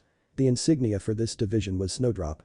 Hope. After the tour with a beautiful woman, a black butterfly had landed on her finger with a message telling her of a Taicho's meeting and for Yoruichi to bring Naruto to sort out his situation. Something Naruto had felt anxious about since he honestly wanted to be in the Nabantai, since it was the closest thing to his own profession and his world. He could still remember that meeting like it was yesterday. Flashback. Ichibantai Meeting Hall. As Naruto and Yoruichi entered the Ichibantai Meeting Hall, Naruto noticed how the Taichos were lined up either side of the hall in a certain order, while the Smtach was sat on a throne-like chair at the very end. The funny thing was he looked twice as big as he normally would, with his haori draped over his shoulders, making him look over-exaggeratedly big. Shaking himself out of his thoughts, he noticed Yoruichi smile at him as she went to stand in her own spot. Yamamoto, seeing everyone had arrived, slammed his cane on the floor. Now that everyone is here, this meeting will start. he said in a loud voice that echoed off of all the walls around him. Naruto Namikaze, please step forward. Yamamoto ordered. Naruto gave a short nod and stepped forward so he was in the center of the Taichos. Normally new souls must go through the Shinigami Academy and pass to become a member of the Gate 13. But you are a special case. Yamamoto explained. We will be skipping the academy in your case and put you straight through to the Gate 13. Naruto seemed to sigh in relief. Thank God, another academy and I would have lost it. He said, making a couple of the Taichos chuckle. The Sumtachima himself was one of them, though he hid it. Yes, in fact, how would you feel about becoming a Fukidichima? Yamamoto asked as he opened his closed eyes slightly to read Naruto's thoughts and expression, which seemed surprised. Fukidichima? Naruto asked in shock. Yes, you would be second in command of the division that you would be placed in. It is unusual to offer the position to such a new soul in Soul Society, but you're a special case as I said before. Whereas normally a Shinigami would need to get stronger and learn the role of a leader as he or she grew here, you already have all of that. You are currently at least low-mid Taicho level, you have been the leader of your village for numerous years, and even in such a short time, you led them excellently, making them prosper. The Sumtachima explained while Naruto gave short nods along the way to show he followed. But I thought I would start off low to get a better feel of the place and to understand everything better. And well, to fit in with the new change. Naruto admitted. I understand where you're coming from, but we decided that having you in a low seat position would only be hindering your growth, whereas as a Fukidichima, you would be a great asset to the Gate 13. I see. Naruto commented. Well, what division would I be placed in? If it's alright with the Taicho, I thought you would be best suited for the Nabantai. Naruto looked over at Yuruchi to see her reaction, only for her to grin and wink at him. Maybe in Soul Society I can let go of everything, all the pain and loss, and make a new start here with Yuruchi. He thought, which ended in a grin. No problem with me, Sumtachima. Yuruchi said while inwardly cheering. Yes. He's with me, all mine. She thought with a devious grin. Hisu caught on to her look and chuckled. Seems like she finally met someone who meets her standards. He thought although he was happy if something happened between the two, Yuruchi had been depressed with not finding anyone that could keep up with her. It wasn't that she slept around, in fact she never was much of just having sex because she felt like it, but it was the fact that people couldn't keep up with her inability. I'd like to be in the Nabantai, I feel more at home there in fact. Naruto said with a chuckle while starting to get over the pain of loss, though it wouldn't happen straight away, but he wouldn't dwell on it and make himself suffer. The Sumtachima gave a nod, happy that Naruto would find his place in the Gate 13. He also wanted Naruto to move on from his home so that he could enjoy his life. Very well, as of now Naruto Namikaze is the Fukidichima of the Nabantai, good luck. Dismissed. He said, ending with his cane hitting the wooden floor. On their way out, Yuruchi threw her arm around Naruto's shoulders with a grin. Come on, let's get you settled in and I'll introduce you to Soifon. She said with a giggle, imagining Soifon with Naruto. I get the feeling it's going to be different around here from now on. Kamraku said with a grin. But someone like Naruto-kun, I don't doubt it. Yukitake said with a chuckle since he had heard about what he had been like from the Spirit King. Hopefully she can heal his pain. Rose said as he watched the pair leave. Flashback end. In the next few years after that he had come to meet and know all of the Taichos and Fukidichimas personally, just in case they would ever work together in the future. He'd rather work with someone knowing he either liked or hated, rather than working with a stranger. Yamamoto, the Sumtachima, was the embodiment of conviction. He followed the laws and regulations of Soul Society to the letter and expected the same of others. He couldn't blame him, however, as he was the role model to every upcoming and current Shinigami. He had found out that Yamamoto was very loyal to the Soul Society and Gate 13. No matter what, he had noticed how Yamamoto always seemed to be ready for a battle, whether it was centuries of battle or just who he was. Naruto couldn't understand how someone could always be like that. Germ Sasuke, Yamamoto's Fukidichima, was what Naruto would call a prime example of what anyone in the Ichibantai would be like. He was always focused on his given task, on time for everything and always on call. He strangely reminded Naruto of what a branch member of the Haikyuu were like to the main house. He found out that Yuruchi was both intelligent to the point of being a genius and incredibly witty, always looking for a joke or prank, which was strange considering the family she came from, a noble family. To Naruto it was the complete opposite to how he had seen noble families, such as the Haikyuu. But it was refreshing to see that despite coming from a noble family, she liked to have fun and actually preferred for her subordinates to call her Yuruchi with no honorifics. An interesting thing about Yuruchi was her ability to transform into a cat. It had freaked him out when he had woken up one morning and found a black cat sat on his chest looking at him. Just as he had moved to do something, it had vanished in a poof of smoke which reminded him of his henge and revealed Yuruchi in all her glory, and what a glory it was. However, it all changed when he met Soifon, the top member of Yuruchi's honor guard. Soifon was without a doubt obsessively loyal to the point that she would punish anyone who sounded or even acted disloyal, in her book, to Yuruchi. She had been about to do the same to him when he called his Taicho just Yuruchi, until the woman herself told Soifon that it was alright. For the next few years after he met her, she always thought he never deserved to be Fukudachi and even called him on it many times to fight as a way of testing him since he never shown his true strength in the division, something that annoyed the woman constantly since she wanted to show him up in front of Yuruchi. It all changed however when he got news of trouble in Hueco Mundo about Soifon's squad under attack by a horde Minos Grand level hollow. How so many attacked them he would never understand. Flashback, Hueco Mundo. Soifon and her squad had been on a simple scouting mission in the deserts of Hueco Mundo, as they usually would every month in case of some new enemy. Normally they would only ever come across the normal hollow, however today was not the case as they not only came across one Minos Grand, but a dozen stood surrounding them. The Minos Grand, or as they were usually called, Jillians, were huge monster hollows towering at least 2 to 6 stories tall, easily dwarfing even the largest standard hollow. They all had a white mask with an elongated nose. Their bodies were covered from their head to their feet with a black covering reminiscent of a cloak. Around their neck was a row of thin white spikes. They had large pointed feet wrapped in white bandages. They had large white hands with long, sharp white nails, capable of tearing a fellow Jillian on two. Where on earth did they all come from? This simply shouldn't be possible, it's like someone's used a hollow bait to summon them all. She thought to herself while trying to stay calm. Holding her hand up, a red ball of Ryuryoku started to gather. Ye Lord. Mask of blood and flesh, all creation, flutter of wings, ye who bears the name of man. Inferno and pandemonium, the sea barrier surges, march on to the south, the red ball was now just larger than her hand. Had no Sanjay Keiichi. Shakum. Wave destruction number 31. Red fire cannon, the red ball fired from her hand and struck a Jillian's large mask, which only knocked it back several feet before it started moving forward again. She was about to charge forward when she heard a shout of "Had no yawn." By Akurai. Wave destruction number 4. Pale lightning, a thick condensed stream of lightning was fired right past her head and struck the Jillian's mask and pierced all the way through, splitting it in half. A second later and the large hollow were disintegrating into nothingness. Soifon turned around to see Naruto Namikaze, Fukudachi of the Nabantai, calmly looking at all the Jillian class Minos.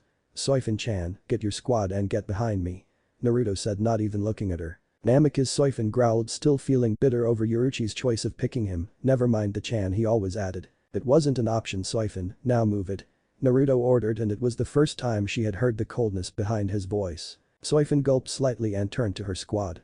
"Everyone, you heard him, move," she ordered as they all got far behind Naruto, with her doing the same not long after. "So I'll finally see his strength, huh?" Naruto looked at all of the Jillian and sighed. Pulling his Zanpakuto from its sheath, he positioned it so that it was pointing out in a straight manner. Suddenly out of nowhere, blue Ryatsu exploded from around him, blowing the sand away, and a vortex of energy shot to the skies. Engoku no Sakibaku Kara Jiba no Kame Shai, Iso nai Watashi Tachi wa Hakai no Michi o Erite Mimishu, Zanjetsu. Free yourself from the heavens' bonds and together let us walk the path of destruction, cutting moon. Blue Ryatsu exploded out of Naruto like a tornado, whipping around him before it was pushed away, as if by an invisible force. The Zanpakuto changed into an oversized elegant cleaver, rather than a formal katana. The blade had no tsuba and no proper hilt, what Naruto held was the cloth-wrapped tang. The sword was as tall as Naruto himself, and had a black blade with a silver edge. Soifon could only stare in shock at the Zanpakuto, the size itself was shocking, as every Shinigami knew the size of the blade matched the amount of Ryatsu a person has, but it was also the shape of it just didn't look like a proper Zanpakuto, with no guard especially. Another amazing thing though was the amount of Ryatsu she felt just from the release, it almost pulled her to her knees. Maybe he really is as powerful as Yuruchi-sama said. Naruto was about to attack the Minos when one stepped forward, planting its feet on top of him. However, instead of squashing him, he held up his arm and kept the foot in place by his forearm, as if it weighed nothing. Soifon went wide-eyed at such strength as Naruto stood seemingly unfazed. Naruto pushed his arm up, knocking the giant hollow back, and jumped up so he was face to face. Swinging his large Zanpakuto, he cut straight through the mask and cleaved the entire being in half. He then placed his foot onto what was left of the hollow and back flipped off of it and landed in midair, standing on an invisible floor made of reishi. Bringing Zanjetsu back, it absorbed his Ryuryoku into the blade, making it glow a bright blue. Jutsuga Tenshima. Swinging it around in an arc, a condensed crescent moon was flung at a trio of Minos. As it struck, it went straight through, cutting the three in half at what he could only guess was their waistline. Seeing a red light out the corner of his eyes, he turned around to see the last 7 Minos Grand had a Zero in their mouths about to be fired. Just as the Zeros were fired from their mouths, Naruto did something Soifon never thought was possible. He raised his Ryatsu so high, it actually formed a barrier around him. The Zero soon struck Naruto, causing a large explosion, nearly blowing Soifon off of her feet in the process. As soon as the smoke was blown away in the wind, Soifon was able to see Naruto still stood in the air, as if nothing happened when he suddenly sprang into action. Flying forward, he stabbed Aminos in the face, cracking the mask. Flipping over, he kicked off the back of it to gain momentum. He then lifted his free hand to another Minos and said, "Had no san JK-san. Sankatsui. Wave Destruction number 33. Blue fire crashed down, a large burst of blue Riryoku fired from his hand, incinerating the Minos, but due to its power, the Kido carried on, taking out another Minos. And then there were 5.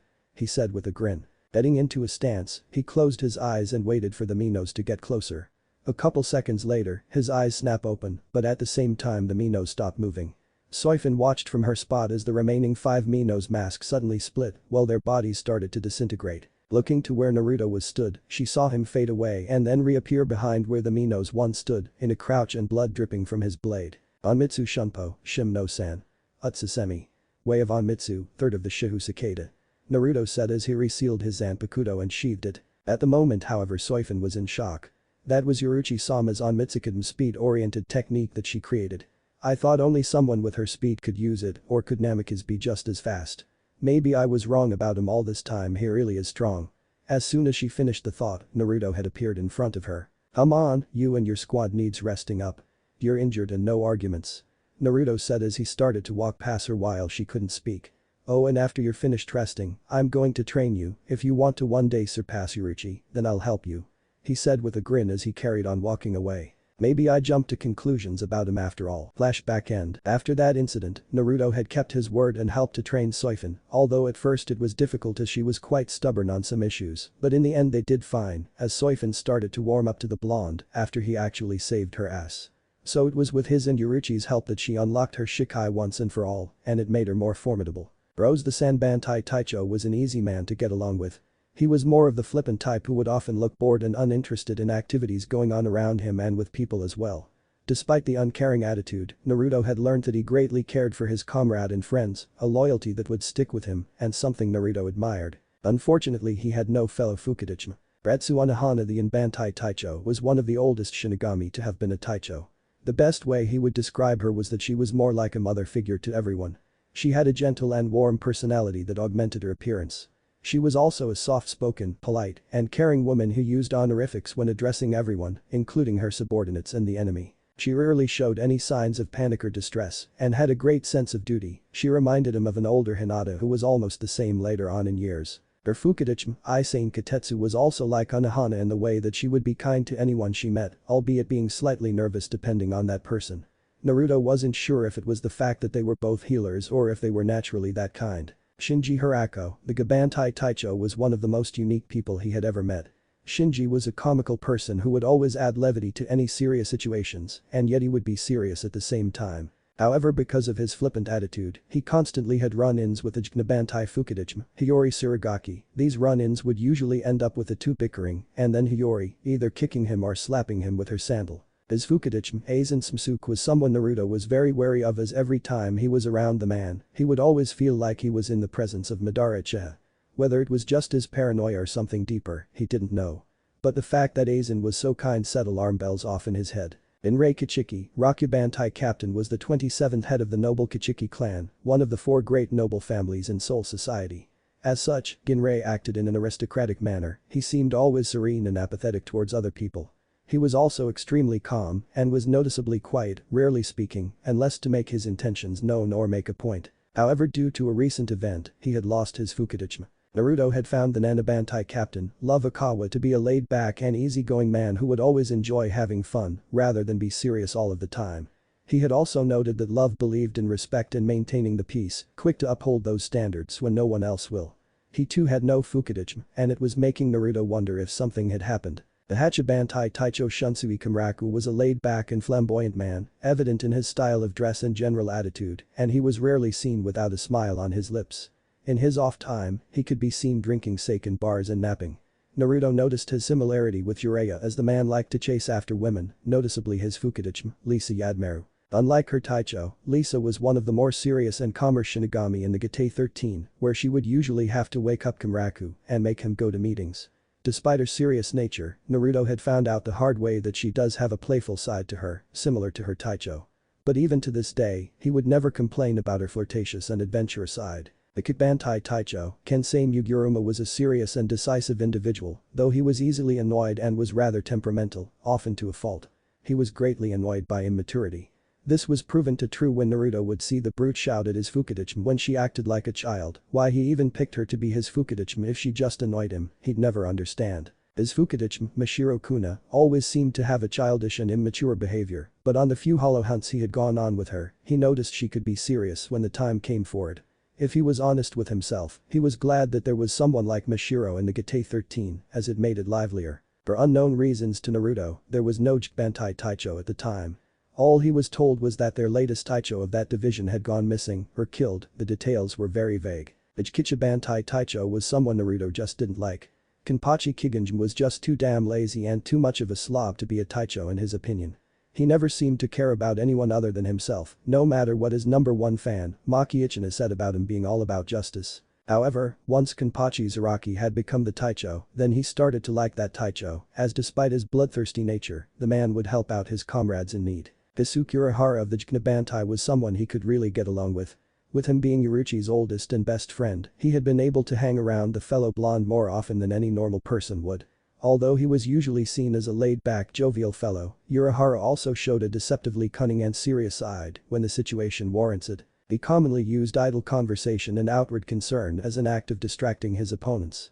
Despite his carefree attitude, he always spoke politely, but was sometimes sarcastic. His Fukidachi, Hiyori Surigaki, was probably one of the most angriest and easy to agitate person on the planet or any other realm. Despite her strange personality, she is one of the more powerful Fukidachi, either using her Zanpakuto or just barehanded, she is dangerous either way. The Bantai Taicho, Shurm Yukitake, was well respected and highly honorable, and always treated those around him with respect, even those who were weaker or not as highly ranked as he was. As a result, he can be easily approached by other members of Soul Society who pursued favors or advice from the Taicho. Due to his high moral code, Yukitake would never let any harm come to either his underlings or those who attempt to protect them. He had become very good friends with Yuruchi, Kisuke, Shinji, Rose, and Love.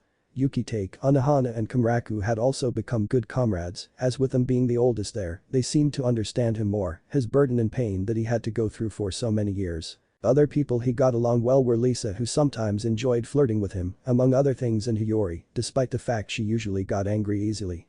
Over the years he had moved on from Konoha, seeing as he now had a lot of time ahead of him and living in the past wasn't going to do any good. Over the years he noticed that he had kept all of his abilities in the Shinigami arts, as well as his shinobi arts, except he couldn't go to Senendo anymore because of the new world not being able to connect to the Toads of where he came from, the place his sage powers actually derived from. A lot of his chakra had been converted into Ryatsu, making his jutsu take more out of him, while his Shinigami powers lacked the control he had, meaning he would have to train in the two to make sure he used less chakra when performing jutsu, and the same with Riryoku, although with him having almost an infinite level of Ryatsu, it basically didn't matter. Naruto couldn't complain whatsoever about the new life he had found in Soul Society. He just wished his old friends were there to see it. Sirite, Tsukaioku Hell, secret underground area. Naruto, Yuruchi and Kisuke were all in the underground area that Kisuke had created in order to get away from the life of the Sirite and to have some peace, as well as have somewhere he can work on his various inventions without being interrupted. At the moment, however, the three were using it as their place to spar, something they had been doing a lot since they had all become friends in the last 45 years. At the moment, Naruto was stood on the edge of one of the many large rocks looking around the area. Since coming to Soul Society, he had changed his attire, which now consisted of a sleeveless black shirtkish that had golden lace designs all around it, making several vertical lines that run up his upper body structure. He also had his necklace around his neck, and tucked into his outfit, he had a second necklace as well, a silver chain with Sakura's engagement ring on it. Despite the lack of sleeves, he wore black arm sleeves between the elbows and wrist areas of the arms, while also acting as fingerless gloves. Each sleeve had a small golden ornament attached to each. He wore long black hakama, which were worn loose, rather than form-fitting. Zangetsu was also tied to his side in the obi. Naruto quickly ducked as a foot was sent over his head.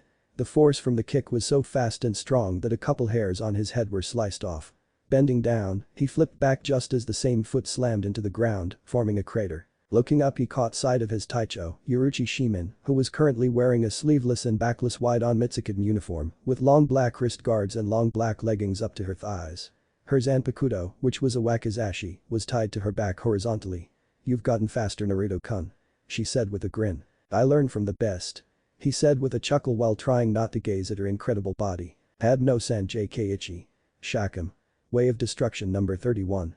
Red fire cannon jumping into the air, he just avoided a large red ball of fire as it exploded on his previous spot. However, before he could do anything, Kisuke appeared at his side with a punch heading for his face only for Naruto to twist around and grasp the offending arm.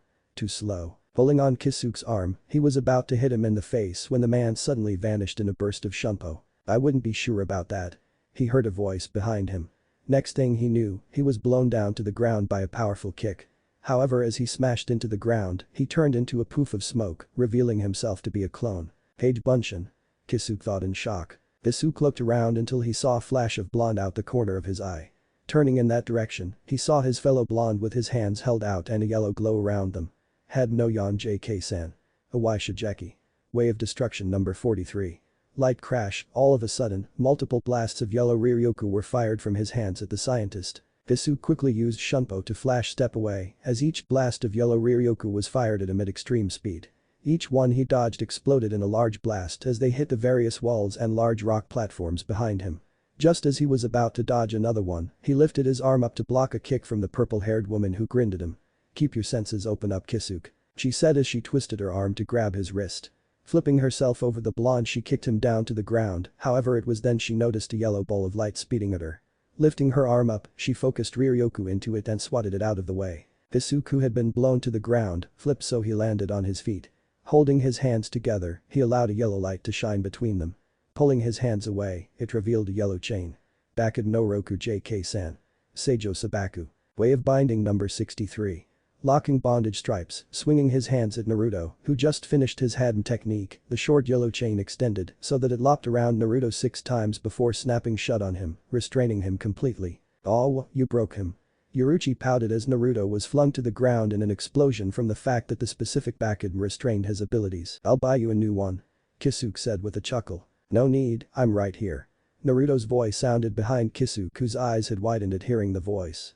Before Kisuke could do anything, Naruto had placed his hand on the man's back. "Had no Ichi. SHM. Way of Destruction number 1. Thrust, Kisuke was violently thrown across the rocky terrain and smashed into a rock side with a loud crash. Naruto then walked over to the restrained copy of him, unsheathed his zanpakuto and stabbed him, which caused him to explode in smoke, as well as dispelling the Bakad. "Kage Bunshin never gets old," Naruto said with a smirk. Before he could do anything, a foot had slammed into his face, sending him flying across the terrain, skipping along the floor before he eventually came to a stop. "Tut Naruto-kun, didn't forget about little Almi, did ya?" Yuruchi's teasing voice was heard through the smoke and dust that had covered the blonde. "Oh, and Kisuke, get your lazy ass up," she shouted over to where Kisuke was lying face down and got a groan from the man in question. Kisuke slowly got up from his position with a grin on his face. Sorry, but that last kid actually hurt," he said, now standing up. "How about we raise the level of this bar?" he said as he gripped his zanpakuto. "Pulling out Beniham already?" Naruto asked as he appeared between the two. "Someone getting antsy?"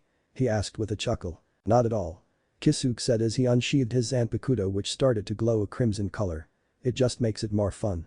His entire body seemed to explode in red Riatsu as he went into a stance. Naruto grinned as he held up his sealed form of Zangetsu in a stance as blue Riatsu exploded around him. "Well, I won't disappoint you then," he said with a chuckle. Yuruchi watched them as their Riatsu heightened to the point that their bodies were actually glowing. "Boys will be boys," she said with a chuckle and shake of her head. "But girls can be just as bad." With that said, purple Riatsu exploded out of her in the same manner as she unsheathed her wakizashi. All three vanished before appearing a second later in the center, with all blades clashing in a battle of strength as they pushed against each other. Not an easy thing when there's 3 people at the same time. Naruto grinned as he lessened his strength, allowing the other 2 to push more. "We spend so much time down here, wouldn't you have thought I'd changed it to suit my needs as well?" he asked with a sly grin. Before they could ask what he meant, he vanished in a crimson flash, making them wide-eyed. The blonde then appeared behind Kisuke and kicked him in the side of the head, throwing him away. Bringing up Zangetsu, he just blocked Yuruchi's slash. Flashing away again, he appeared on a large rock platform not far away from them. Holding out his right hand, Riryoku started to gather on his palm. At the same time, Kisuke had watched as Naruto had vanished to where he looked like he was about to use Aikido. Vanishing from his spot, he reappeared in front of Yuruchi, facing Naruto. With Naruto using Hiraishin we need to be careful. This may just be a spar, but we've never been careful. Kisuke said with a chuckle while Yoruichi grinned. In all of their spars they had done a lot of damage and hurt each other, more than anyone else had. Anohana at some point had become suspicious of what they were doing when they had to see her for healing. Kisuke pointed Benihim forward where it then started to glow red. Akiro, Benihim. Awakened, Crimson Princess, his Zanpakuto flashed red before it took on its new form of a sleek medium-sized sword. The grip had a gentle decorative bend that ended as a crimson tassel dangled from the pommel. Instead of a cross guard, there was a U-shaped decoration covering the first 3 or 4 inches of blade, with a flower petal design, just as it met a red string wrapping. The string was wrapped thrice around the hilt, with a 3-loop bow on one side and a folded paper decoration on the other. Benihim's blade was straight and slim, though somewhat short, with the tip ending in a slanted razor-like edge, instead of being tapered to a point. Had no Roku JK Nai. Hyaparankin. Way of Destruction number 62. 100 Steps Fence, Naruto shouted as he threw a rod of Ryoku at the duo. However, that one rod replicated itself into numerous short rods on a collision course with the two Taichos. Kisuke held up his Zanpakuto with the blade pointing to the ground. Chikasumi no Tate. Blood Mist Shield, a red light formed in front of his sword before it took the shape of a large hexagonal-shaped barrier that formed in front of the duo in a bright crimson light. Soon enough, all of the rods smashed into the barrier one by one and not making any damage whatsoever on the seemingly impenetrable barrier. 2-on-1 huh? That's not fair. Naruto said with a small pout. 2 Taichos against a single Fukidachi, what would the others think? Naruto taunted with a grin. Alice Yoruichi said with a snort. No matter what rank you are, you're Taicho level and you know it. She finished with a smirk. Naruto chuckled and shook his head. I've never shown my full power before. I may be Taicho level in terms of raw power and Riatsu, but compared to the other Taichos I'm just a rookie. Is that what you really believe, Naruto-kun? Kisuke asked with a raised brow. You're more experienced than most Taichos. Well, we each led one division. You once lead an entire village of shinobi. All you've ever known is battles. You deserve to be a Taicho more than anyone else in Soul Society. Kisuke said with complete honesty. Naruto let a smile come across his face at his friend's words. Well, then let's see how I can hold up against 2 Taichos huh? He asked. His Riatsu skyrocketed, shaking the ground around. Rocks were lifted up from the force itself. Lifting his sword up, he pointed in the direction of Kisuke and Yoruichi. Engoku no Sakibaku Kara Jiba no Kame Shai, Iso nai Watashi Tachi wa Hakai no Michio Erite Mimishu, Zanjetsu. Free yourself from the heavens' bonds and together let us walk the path of destruction, Cutting Moon. Riatsu exploded from the point of the blade towards the 2 Taichos, who were forced to create another barrier to withstand the blast. Soon enough, his cleaver-like sword was in his hands. Naruto looked at his 2 friends to see a crevice had formed either side of the two and Kisuke's barrier dispersing. Let's go. He exclaimed with a grin as he vanished and reappeared in front of Kisuke. Swinging down his large Zanpakuto intended to cut Kisuke, his fellow blonde blocked the blade. Because of the combined Ryoku and Riatsu, a shockwave was the result as the earth shook. Before Naruto could do anything, he found Yoruichi's elbow planted in his gut before he was blown back. Naruto stabbed Zanjetsu into the ground, stopping his momentum, and then spun around to face the two. As he spun, he grabbed the cloth from Zanjetsu and pulled on it, yanking the blade from the ground, and in the process he threw it at both Taichos at breakneck speed, which had enough force to crack the ground beneath it. Kisuke and Yoruichi went wide-eyed at the speed and power that lay behind the attack. Shit. Kisuke said as he held his sword up. Chikasumi no Tate. Blood Mist Shield. As soon as the sword struck the shield it started to push back against it and was able to hold it off, however this also caused Kisuke to be pushed back. Yoruichi saw this as the perfect moment to strike and jumped onto Kisuke's shoulders and then jumped higher into the air. Now she was in mid-air, she held her hand up so that it pointed at Naruto. Had no Sanjay Keiichi. Shakum. Wave Destruction number 31. Red Fire Cannon, a large red ball of fire exploded from the palm of her hand heading for Naruto, who quickly raised his free hand while pulling Zanjetsu back. Bakid no Sanjay K kick. Enkasen. Way of Binding number 39. Arc Shield, a large oval shield appeared in front of Naruto's hand and shielded his body as the ball smashed it into, causing an explosion. Naruto, now inside a cloud of smoke, had finally retrieved his sword, which was grasped in his right hand. Bending down slightly, he shot up into the air and free from any smoke, raising his Zanpakuto up. Blue Ryoku gathered around it quickly, creating a twister around his blade as his Riatsu shimmered to life around his body, making him look like he was on fire. Kisuke and Yoruichi, who were now stood by each other, looked wide-eyed at the amount of Ryoku that was being put into the blade. Damn, now that's a lot. Yoruichi muttered with a smile.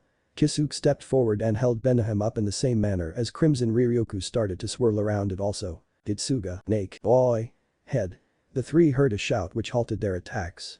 Looking over to the voice, they saw a short blonde-haired girl with pigtail and a frown on her face, stood by the ladder that led into the underground area. "You're needed at the technological development department back at the division, something exploded apparently not that I care." She muttered the last part to herself. "Iori-chan." Naruto greeted with a smile as his Zanpakuto resealed itself. Iori looked up at Naruto and grew a tick mark on her forehead. "Naruto baka." She shouted while glaring at the grinning blonde. "Well, it looks like I'm needed elsewhere." Kisuke grumbled as Beniham reverted to its sealed form. "See you guys later, Yoruchi-san, Naruto-kun." He said waving back at them, walking over to Hiyori he placed his hand on her shoulder. "Come on." A second later and they were gone. Naruto sighed as he dropped himself to the ground, landing softly he sheathed his Zanpakuto. Looking around he couldn't find his Taicho, raising an eyebrow he was about to look for her when he felt two arms encircle his waist, as well as two soft mounds pressed into his back. Left all to ourselves now Naruto-kun." Yoruichi purred in his ear while nipping at it with her fang teeth. Naruto chuckled and glanced back. "What would Urahara say if he knew what else we used this place for?" he asked with a grin as he placed his hands on hers. Yoruichi chuckled and started to kiss his neck. "I honestly don't care, besides knowing Kisuke, he already knows or suspects. What we do in our time isn't any of his or anyone else's business," she said with a grin while Naruto turned in her arms to face her. Naruto smiled softly at the dark-skinned woman. "You know, I never thought I'd ever be able to be with someone again after everything that happened. Thank you," he said as he kissed her, which she eagerly returned while internally happy. 5 years ago they had gotten drunk on a wild night out at a bar in Rukongai that Yoruichi had dragged him to. He couldn't blame her however, as it had been the 40th year anniversary of when he joined Soul Society and also her division. He didn't mind as it was actually a fun night up until they woke up the next night naked, together and in the middle of a forest. He had been shocked and panicked at first thinking she would hate him.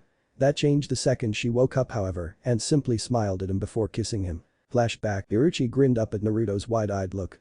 "Oh, don't act so shocked. I've wanted this for a while now," she said with a grin. "You have?" he asked with a raised brow. Yoruichi chuckled and pulled her arm up to lean on her elbow. "Of course, I like you a lot. I know I don't exactly come off as a person who wants that sort of thing." She paused as she looked in his eyes. "But I really like you.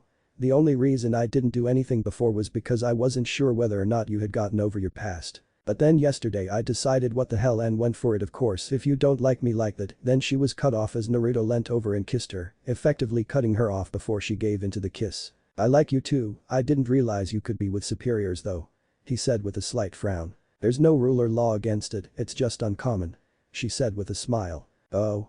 If I had known that earlier, we wouldn't have waited this long," Naruto said with a grin as he rolled on top of Yoruichi. He couldn't believe that this beautiful woman was naked right under him and willing. "Are you sure about this?" he asked to make sure. Yoruichi answered by pulling his head down to kiss him while wrapping her legs around him around his waist and yanking him down, impaling him inside of her, causing her to moan in ecstasy. "Oh god, yes, I want this," she said with a lustful grin. Flashback end. Ever since that day they had been sneaking around and having sex wherever they could, becoming an exhibitionist couple who would have sex in public places. There have been times where they were nearly caught, but thanks to Shunpo and Hiraishin they were never caught. While they knew sometimes they could be caught and it did worry them on some level, it was also the thrill of maybe being caught that got them going more. Naruto broke the kiss for a second as he used his incredible speed and smashed her against a wall, which only seemed to turn her on more if the moan and grind against him was any indication. "You know, I wish we'd done this much sooner. We could have been doing this much more often," he said, grinning revealing his slight fangs. Yoruichi groaned as she grinded against Naruto's hardened member that was pressed against her soaking wet entrance, even with clothes in the way, it felt like they were naked. "You have no idea how many times I dreamt of this, seeing you fighting, sparring, it all turned me on so much, just seeing you in action." She stopped as Naruto started kissing her neck. Naruto chuckled as he stopped kissing her neck. "You're wearing too many clothes," he said as he eyed her up and down. Within seconds they were both stripped down to bare skin thanks to their immense speed and eagerness. Naruto then grasped her thighs and lifted her up where she then wrapped her legs around his waist before he pressed her against the wall. "I could never get enough of this," Yoruichi moaned as he kissed her with passion that almost sent her over the top. "I love you," she said with a loving smile. It had taken them a year into their sexual relationship to explain their true feelings and since then they had both been very happy. Naruto smiled back at her as he rubbed himself up against her. "I love you too," he said and kissed her with a passion he couldn't remember having. She deepened the kiss with equal passion and gasped as she ran her tongue over the larger than usual canines he had, with being more of a cat herself. His fangs had always turned her on more, she had never been able to explain it, but chalked it up to some inner animal thing. She moaned when his hands lightly traveled down her bare back and began to gently massage her ass. She pulled back and couldn't help herself as she stared. Going down from his wide well-muscled chest to his rock-hard abs and then below the waist. Her eyes widened and she licked her lips subconsciously as she observed the Zanpakuto before her. She could see it a million times and it was always a shock to her how big he was. Naruto smirked slightly as Uruchi stared at his package. He moved forward again, cupping one of her breasts as he kissed her. The feline-like woman moaned as he began to squeeze and mold her breast in his hand. He broke the kiss and began to lick and nibble his way along her neck until he chose a spot and began to suck, leaving a nice red hickey behind. Uruchi moaned. She was in ecstasy from the ministrations of her lover. She gasped when he sucked a nipple into his mouth, rolling it around with his tongue and then applying suction in alternating patterns, while his other hand left the breast it had been playing with to slide down her stomach and in between her legs. She cried out and bucked against his hand as he slipped a finger inside of her, quickly followed by another, while two fingers moved in and out of her. His thumb toyed with her clit. This, combined with his mouth alternating between each of her breasts, drove her to the edge and then over it. "God, Naruto, I love you so much," she trailed off as he detached his mouth from her breast and felt her inner walls tightening considerably around his fingers. She screamed. He loved it when they did that. Truth be told, he had always been a person to give. Sakura and Ino had noticed it and never complained once. Of course they returned the favor. To be put bluntly, he'd rather eat them out than have them suck him off, rather make them blush with embarrassment when he said some compliment or some piece of innuendo than have them compliment him on his manners or body. However, this in no way meant he didn't like that stuff, he just preferred it the other way around. While the blonde was following this train of thought, Uruchi was slowly bringing herself down from her high. "Damn, he can always make me come so much I can barely move. I'll have to return the favor." She, however, did not get to follow this thought with action just yet. He lifted his hand, showing two fingers soaked in a clear liquid, her juices. He stuck one finger in his mouth, staring in her eyes the entire time, watching her face flush as he sucked and licked his finger clean with a moan. Her juice was like a drug to him. He was just about to put the other finger in his mouth when she grabbed his hand and encased the soaked digit in her own mouth. A smirk formed on her mouth as she sucked her own juices from his fingers. She had to admit she didn't taste too bad. Her smirk grew as she could feel him harden against her. I taste good," she said as she kissed his finger one last time. "You don't know what you do to me, do you?" Naruto asked with a groan. Every time she did stuff like that, it turned him on more than he liked to admit. He had only ever seen Sakura and Ino do that to each other to tease him. Uruchi grinned, knowing her effect on him. Deciding she wanted more, she went to action. Naruto's eyes widened as he was pulled to earth by not yet completely satisfied Taicho. At first he was on top of her, but she rolled him over and ended up straddling him. No words were spoken as a chocolate-colored hand wrapped around his shaft and guided him to her moist entrance. He slipped inside her deliciously tight warmth with a groan that was echoed by his wonderful lover. Uruchi cried out to the heavens as they both began to move. No matter how many times he had been within her, she could never get enough of his delicious meat. She began to move up and down as they both moaned. One of Naruto's hands latched onto her waist, another onto a breast. They began to move together. She would fall to meet him, and then she would rise. He would then rise to meet her and fall again.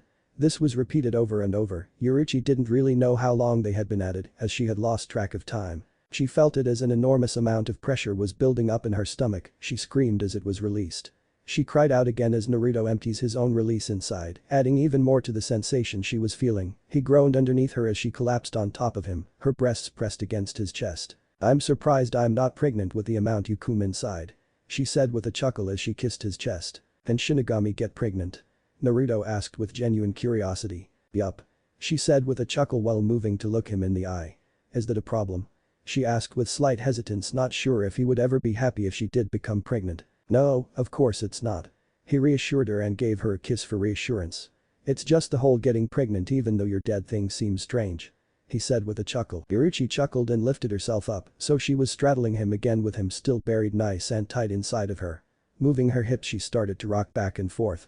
"You're insatiable," Naruto said as he put his hands on her waist. "What would Soifon think if she saw you like this?" he asked with a chuckle. Uruchi grinned down at him. "She'd probably want to join in," she said, and she could feel the results of what she said as he went rock hard inside of her.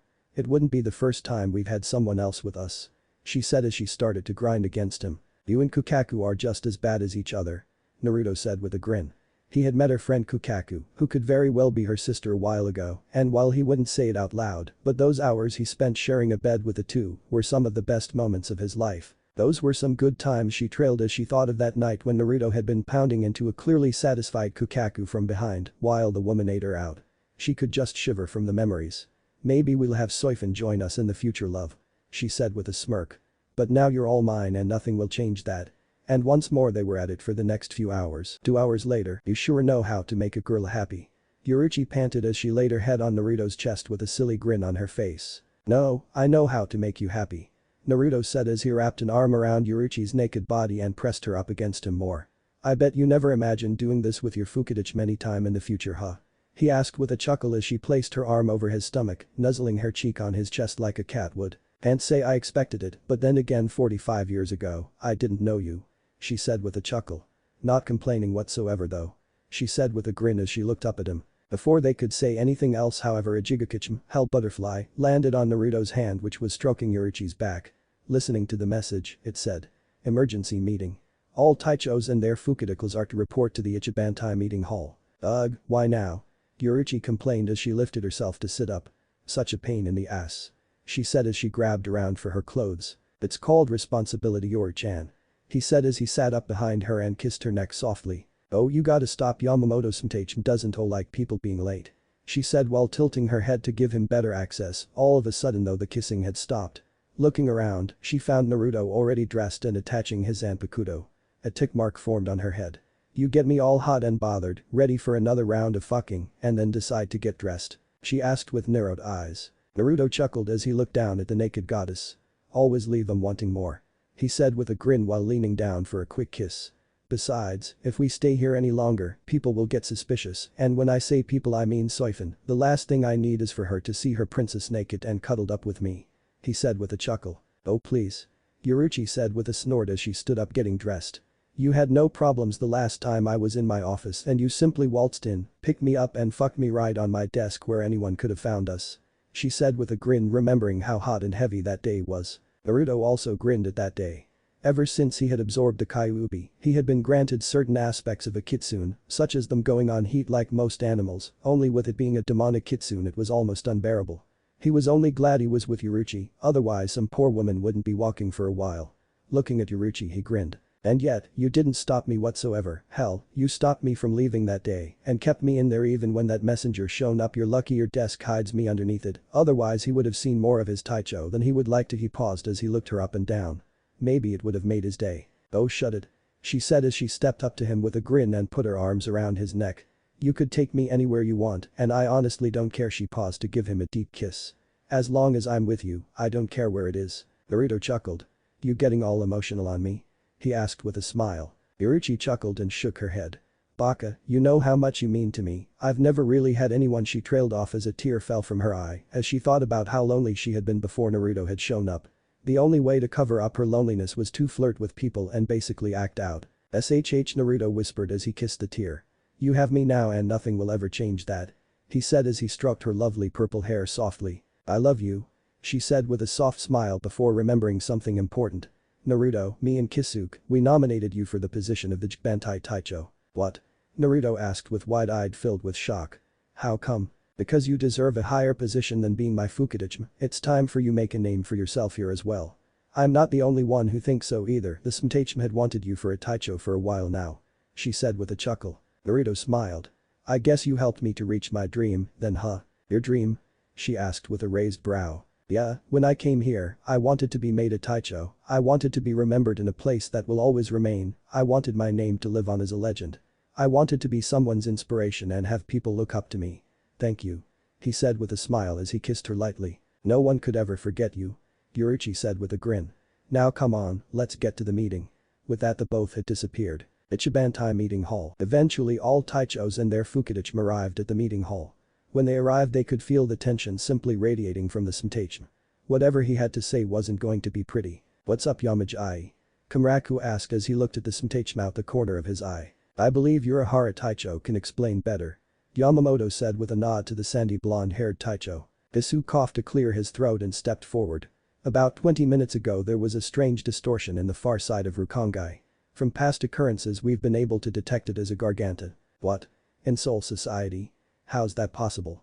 Shinji asked with a look of disbelief. Normally it would almost be impossible for it to happen, usually it needs for someone to be on this side to open it or for a high level of Reiatsu to force it open from Hueco Mundo. Kisuke further explained. Of course hollows have been known to appear in Rukongai, but never before through a Garganta, so you could understand the worry. The hollow was strong enough to rip through dimensions. And into Soul Society at that. Yukitake asked in shock. Haha, someone strong at last. Zaraki said with a bloodthirsty grin. But how could a hollow possess such Reiatsu? Rose asked with a frown. The vasto lord. Kisuke said, simply making everyone wide-eyed save the Smtachem. You gotta be shitting me. Shinji muttered. Then why have we not felt anything? Love asked. Because the hollow's Reiatsu was compressed and strangely enough it was as if it was sealed away and only a sliver of it slipped through the sensor. Also the readings picked up there was something wrong with the Reiatsu, as if bits were missing and replaced with something else entirely. Kisuke explained. What no one noticed in the hall though was a slight twitch in Aizen's lip. What's that mean? Yuruchi asked with a frown and a hand on her hip, a clear sign she was getting frustrated with the short answers. I honestly don't know, I've never heard of such a thing. Kisuke answered with a weak smile. But it sounds vaguely familiar to holification. Then shouldn't we investigate it then? Love asked. Yes. Yamamoto finally spoke. I will be sending one of you to deal with this hollow. One? Ginrei finally asked since he knew the power of a vasto lord. Yes, one could handle it, or rather one of the stronger Taichos could, but it was strange to send just one. Yes, Namikaze Fukudachi, I received a recommendation from both Shimen Taicho and Urahara Taicho about you being right for the position of the Bankai Taicho. He said, making all eyes turn to Naruto who looked like a deer caught in headlights. Normally to become a Taicho you would simply have to learn Bankai and also prove yourself to several Taichos. However, because of the circumstances, I wish to send you to deal with this hollow. Be warned though, I am not forcing you, I am giving you the option. All Taichos and Fukudachi's eyes had widened upon hearing that. Kisuke and Yuruchi looked the more panicked though since he was their friends and to Yuruchi the man she loved. His other friends within the Taichos and Fukudachi however looked more shocked than anything at hearing such a thing. Smtachem, you can't, Yuruchi started but was cut off as Naruto placed a hand on her shoulder. Normally people would see it as a friendly gesture to placate another person, but to the more observant eye of their friends, they could see it meant more. Naruto smiled at the chocolate-skinned woman and turned to Yamamoto. I'll do it. I've done a lot of crazy things in my life, facing odds that were stacked against me by miles, faced people that would make a lesser man run. But every time I came out on top. If I turn my back on this, then I never deserved to become a Taicho any other way, I would simply be a coward waiting for an easier route. He said to Yamamoto and the rest of the Shinigami whose respect went up for the blonde since he seemed so determined by not turning away. To Yamamoto, it was also what he wanted to hear from the younger man as someone with that attitude, it meant that they would do everything in their power to face their enemy and defeat them. Perfect for a Taicho. Naruto, Yuruchi whispered with wide eyes seeing her lover in a new light. She had known he was a great man, both now and when he was in his realm. But to hear those words from his mouth made her love him more and some part hated him for that because if he died, she wouldn't be able to live on without him. No matter how cliché that sounded to herself, it was true. Are you sure? Yamamoto asked who also gained respect for the blonde. I never go back on my word, Naruto said remembering his old Nindo. If I don't do this, then I don't deserve to be a Taicho. He repeated his earlier words. Very well, set out immediately and come back a Taicho. Yamamoto said with an approving nod of his head. Naruto gave a nod and turned to Yuruchi. I'll be back before you know it. He said with a smile and prepared to shunpo out when he felt a grasp on his arm. Turning around he was barely able to blink before he felt her lips on his. Everyone in the room had their eyes widen as Yuruchi slammed her lips into Naruto's that they knew was filled with love and passion of a woman seeing her lover leaving for a big battle. Whoa. Lisa said feeling the heat from them. I knew I should have bagged him when I had the chance. She said to herself with a slight frown. Or maybe I'll join them. Everyone glanced at her with a raised brow while she continued to let her perverse thoughts run wild. Kamaraku silently cried at the loss of his Fukudachi. Taichos around him stepped away from him. Yuruchi finally stopped the kiss and looked Naruto in the eyes. Come back. She nearly begged. Don't worry, I'll be fine. He assured her before leaving in a quick shunpo. Yuruchi sighed and looked back to find her fellow Taichos staring at her in surprise. Realizing what she'd done she blushed slightly but turned a stern glare in her eyes. What? She asked daring them to speak. But none did, she smiled to herself while wishing for Naruto's safe return. No one saw Aizen Samsuke's slimy smirk. Rukongai, edge of District 80 forest. Naruto soon appeared in a large forest that seemed to go on for miles. Hell, for all he knew it actually did do that. He had never tried to see all of Soul Society, but a nagging thought kept telling him it would pointless. Wouldn't Soul Society be limitless and have no ending? Shaking his head from the thought he closed his eyes to focus on any Reiatsu around him. A moment later he sensed a disturbance in the air not far from him. Using Shunpo he vanished from his spot and raced through the forest before he came to a spot on a large branch that led to a large field of grass and flowers. Looking up ahead he saw what looked like a human hollow and a female no less. She had dark skin, green eyes, blonde eyelashes, and messy short blonde hair, which had 3 braided locks. She wore strange clothes, including a jacket that covered the lower part of her face downward, while bearing a good portion of the lower half of her large breasts. The jacket had a zipper running along its entire length that was open from the bottom upwards. The jacket sleeves completely enveloped her arms, terminating in black glove-like extensions at her extremities, which slightly gave her fingers the appearance of cat's paws. She also had a sword horizontally across her back. The sword itself was notably broad and short compared to others and had a Western-style guard. What he could only guess were the remnants of her hollow mask, now only consisted of the sides of her face and her mouth, as well as an extensive area below and around her neck extending down to, and also covering, her nipples. Of course, Naruto couldn't see anything under the jacket, and he was glad because whatever this creature was, it could give Yoruichi a run for her money in the breast department. Gripping his Zanpakuto he Shunpo-ed behind her. "What business do you have in Soul Society?" Naruto asked calmly. The hollow glanced back at him. "I have no reason to tell a Shinigami," she said in a surpassingly soft voice. Naruto raised an eyebrow at the hollow. "Listen, if you're one of those people who just do what they want and don't have to explain to lower beings, then I seriously can't be asked. So, either tell me why a Vasto Lord is doing in Soul Society or leave," he said with an annoyed tone. The hollow looked at him in curiosity. She could feel tremendous power flowing from him every second, almost as if there was too much to keep under control. However, what was scary was the fact that it was actually controlled. "I'm here to test myself," she finally answered. "I want to test my powers." Naruto looked at her oddly before asking. "What are you?" She looked at him strangely before replying.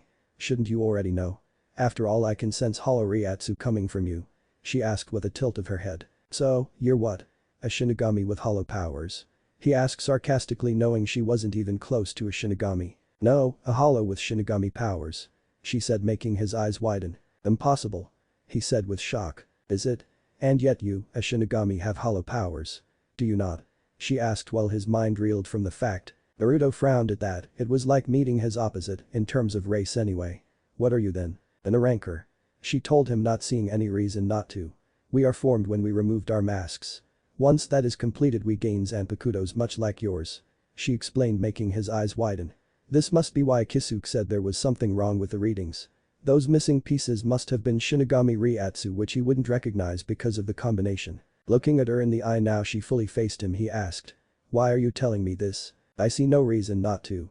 And I also want to fight you," she said with a neutral face. Aizen-sama said that this boy was special and he wants me to test him. I can feel the power screaming inside of him for release. I just hope I'll survive. With being new to my abilities, I don't know if I can stand against him if he goes all out." "Well, that's handy then, huh?" he said as he unsheathed his sword. "Because I was sent here to deal with you." The Arrancar chuckled as it gazed at Naruto. "Well then, I guess I can test my new abilities against you, can't I?" she asked rhetorically. "What's your name?" Naruto asked. "Tieharable," she answered. "Naruto Namikaze, Fukidichima of the Nabantai," Naruto said as he moved into a stance. "Very well," Harable said as she got into a stance. "Show me what you're capable of, Namikaze-san." And just like that, they were off, ready to prove themselves for different reasons. To be continued. Harem, Yoruichi, Soifon, Buffy Summers, Sakura and Ino, Fukaku, more of friends with benefits, at first. Still need to see about whether or not to have her be a main, a part of the harem like Yoruichi. Chapter 3. A new Taicho. Previously, Rukongai, edge of District 80 Forest. The Arrancar chuckled as it gazed at Naruto. "Well then, I guess I can test my new abilities against you, can't I?" she asked rhetorically. "What's your name?" Naruto asked. "Tieharable," she answered. "Naruto Namikaze, Fukidichima of the Nabantai," Naruto said as he moved into a stance. "Very well," Harable said as she got into a stance. "Show me what you're capable of, Namikaze-san." And just like that, they were off, ready to prove themselves for different reasons. Now, Rukongai, edge of District 80 Forest. Naruto sprang forward swinging his sword at Harable, only for the female Arrancar to hold her arm up and block the attack. Naruto was surprised to see his sword hit her arm as if it was metal. Seeing Harable about to kick him, he jumped back. "How did you block my attack?" Harable just looked at her enemy calmly with a neutral look. Hiero is the hardened skin of the Arrancar, which is a result of their compressed Ryoryoku. Meaning no sword can cut my skin, she explained. "We'll see about that," Naruto said, raising his Reiatsu. He suddenly vanished and appeared on Haribel's left, swinging his sword down. She went to block it, only to have him vanish in a burst of speed and appear on her right still in mid-swing. Haribel allowed her almost narrowed eyes to widen slightly at the display of speed. Aizen-sama was right, even in his sealed form, he possesses unnatural speed. Raising her hand up, she caught the blade by using her greater speed. Holy shit, she's fast. He thought as she grabbed his blade. Bringing his foot up, he aimed to kick at her head, but she used her free hand to grab it, leaving him hovered in midair. Grinning, he brought his free hand up to her face as blackish-purple Ryukyu gathered, making her eyes widen more. With the guidance of the 88, crush my enemies now. Had no Yon JK Hachi. Saudai no Rakabashi. Wave destruction number 48. Grand falling star, a ball of dark Ryukyu formed in his hand and fired at the Ranker point blank. However, to his utmost surprise, she had vanished in what sounded like a buzzing noise, leaving his spell to crash into the ground where it exploded in a mass of Ryukyu. Before he could even blink though, he had been kicked in the side and flung through several trees. Damn, she's strong too. He thought as he flipped in midair, landed on the side of a tree and shot off at Haribel at extreme speed. Coming at her, he went for another swing. Haribel sidestepped the swing and brought her fist down on the blade, making it stab into the ground and jabbed Naruto into the stomach, making him gasp, and followed up with a roundhouse kick that sent him skidding along the grass. So that was Senito, the equivalent of a Shinigami's Shunpo. He remembered what his inner hollow told him. Flipping off of the ground, he lifted his hand up to point at Haribel, flickers of lightning along his finger. Had no Yon. By Akurai. Wave destruction number 4. Pale lightning, a devastating beam of blue lighting fired from his fingertip, soaring across the terrain, tearing it apart until it finally reached Haribel, who held up her palm and blocked the technique as if it was just a bother to her. She couldn't help but notice the amount of power put into it as it sent jolts up her arm. Naruto, realizing he could do nothing in his current form, held his Zanpakuto so that it pointed at Haribel. Looks like I've got no choice. He said with a sigh as his eyes glowed an ethereal blue and blue Reiatsu shimmered around his sword. Tengoku no Sakibaku Kara Jiba no Kame Shai, Iso nai Watashi Tachi wa Hakai no Michi o Erite Mimishu, Zanjetsu. Free yourself from the heavens' bonds and together let us walk the path of destruction, cutting moon. Blue Reiatsu exploded out of him like a tornado, blowing the wind around him ferociously until it all died down, revealing Naruto holding his large cleaver-like blade. A strange Zanpakuto, note Tsubar hilt.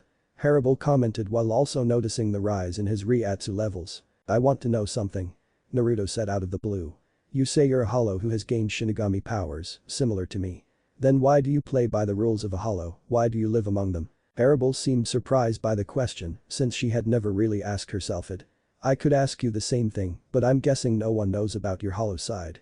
If they did, the Soul Society's laws would have you banished or executed. The last thing they would want is to have one of their Shinigami to have the powers of the very thing they hate. I stay with hollows because despite having powers of a Shinigami, the hollows are still my people. Naruto chuckled at the answer.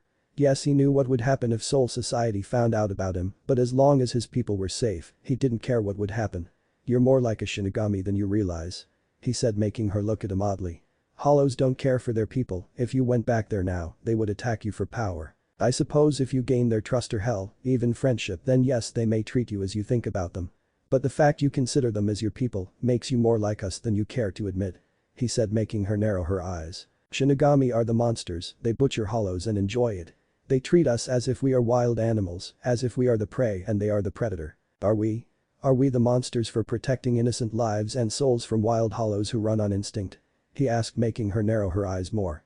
I'll admit, there are some Shinigami who enjoy it a little too much, but then again, I could say the same about you. You're different. I can tell you won't fight because you want to, you fight because you have to, because you have something to protect.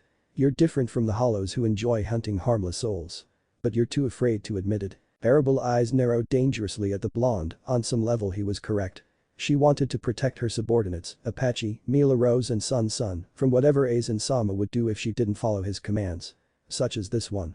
What are you getting at? That you're not here because you want to be. You're here because someone ordered you to, someone who can access Soul Society, someone who, if I had to guess, is a Shinigami. Meaning there is a traitor among us, and I will beat the answer out of you. I won't let some traitor harm my friends and the home I made here. He said as his Reiatsu skyrocketed. Not again, never again. Haribel schooled her features despite how shocked she was that this blonde had figured everything out so easily. Yes, Aizen-sama had a reason to worry about this boy. Naruto bent down and shot into the sky and held Zanjetsu up as Ryukyu started to form around it in a maelstrom of energy. Bringing it down slowly, he aligned the point of the blade at Haribel and said. Jinjutsu. First quarter moon, at once, all of the Gather Riryoku was released in a large blast similar to Jutsuga Tenshin. Parable went wide-eyed at the amount of power put into the attack, as well as its speed, and acted fast, racing her Riatsu up. She brought her arms up in an X formation as the blast struck, exploding on impact. The result of the explosion was everything within distance of Harable was literally ripped away as the explosion grew towards the trees, burning them to the ground. Naruto was about to go down and check to see the result of the damage, since all he could see was smoke covering the point of origin. Before he could though, a yellow light seemed to glow from Harable's position before he heard her soft voice. Zero. At once a massive stream of yellow condensed Riryoku fired upon him, making his eyes widen at the size and power. Knowing he couldn't escape the blast radius, he quickly swung Zangetsu down at the beam. Jutsuga Tenshin. The blue crescent fang struck the Zero and exploded in a brilliant shower of blue and yellow Riryoku, which ended up actually blowing him away. Shit. What kind of Zero was that? He thought as he righted himself by sliding along the air thanks to his Reishi manipulation. Looking down, he could see Harable looking up at him. Her clothes were slightly burned, but apart from that she looked perfectly fine. Are all a ranker like her? He asked himself with a frown. Gripping Zangetsu in his hand, he brought it down to point at Harable when a small ball of Riryoku formed at the tip, strangely reminiscent of a Zero. Kagetsu. Waning moon, at once the sphere was fired from the blade towards Harable, who looked unconcerned about the attack. That was until it grew in size. Acting quickly, she put her arm back, put her finger in one of the holes of the guard of her blade and pulled it out, revealing her Zanpakuto. While not particularly long, it was unusually wide and had the distinction of being completely hollow in the middle, essentially consisting of nothing more than the edges of what would otherwise be a normal sword. Its handle was purple and its guard was as wide as its blade, with 3 small holes on either end. Bending her knees, she shot toward the sphere and swung her Zanpakuto down, cutting right through the middle, sending the 2 halves either side of her where they exploded, shaking the earth from the force. Jutsuga Tenshin. She heard a shout. Looking up, she saw a large blue condensed wave of Riryoku coming down at her with frightening speed. Utilizing her speed, she quickly moved out of the way and in the direction of Naruto as he swung down at her.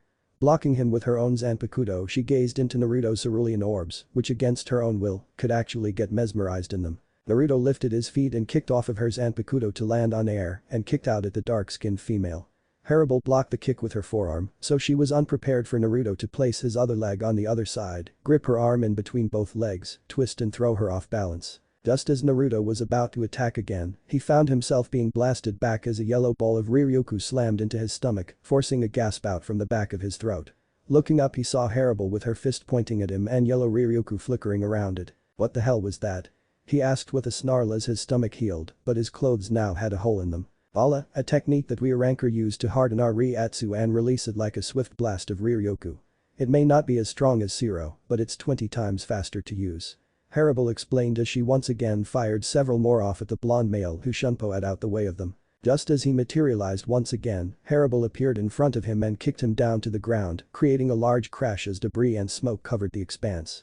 Aiming her hands at the smoke, she fired off a barrage of ballas, creating more damage as the smoke seemed to multiply every second. Itsuga TNSHL.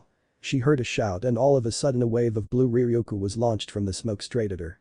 As it caught closer, she held her Zanpakuto up and brought it down on the massive wave. As both forces pushed against each other, Harable added some Riryoku into her blade, igniting it in yellow energy, and cut through the large wave, causing it to fly past her and explode in the sky. Looking down, she noticed Naruto's haggard appearance and labored breathing, as well as burned clothes. Naruto, down below, closed his eyes as he focused his Riatsu through his body to heal minor wounds. As well as getting ready for his next move. Use me, Naruto. He heard Zangetsu in his head. Use me to defeat your foe once and for all. No, Naruto thought back. We'll defeat her together, we're a team, we're partners. He thought back with determination. Very well then, let's show this ranker how strong we are when we fight as one. Gladly. He spoke aloud with a grin.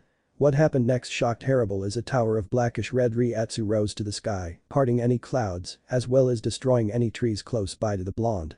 She could also feel the Riatsu coming from him in such density that it pushed her down slightly. He really is powerful, and yet all I feel from him is a strange warmth, no hate, no scorn, simply the desire to protect and win. Naruto Namikaze, you intrigue me to no end. I hope we meet again after this battle. Bankai. Naruto exclaimed as he simply exploded in Riatsu that blew Harable back despite her being in the air. Looking down from her position, she watched as a black sword slid out of the smoke before it was all knocked away, revealing him in his new form. His Bankai had shrunk his sword down to a date with a black blade instead. The crossguard had 4 prongs bent out to form the shape of the manji, which was the kanji for ban, meaning full, as in full release.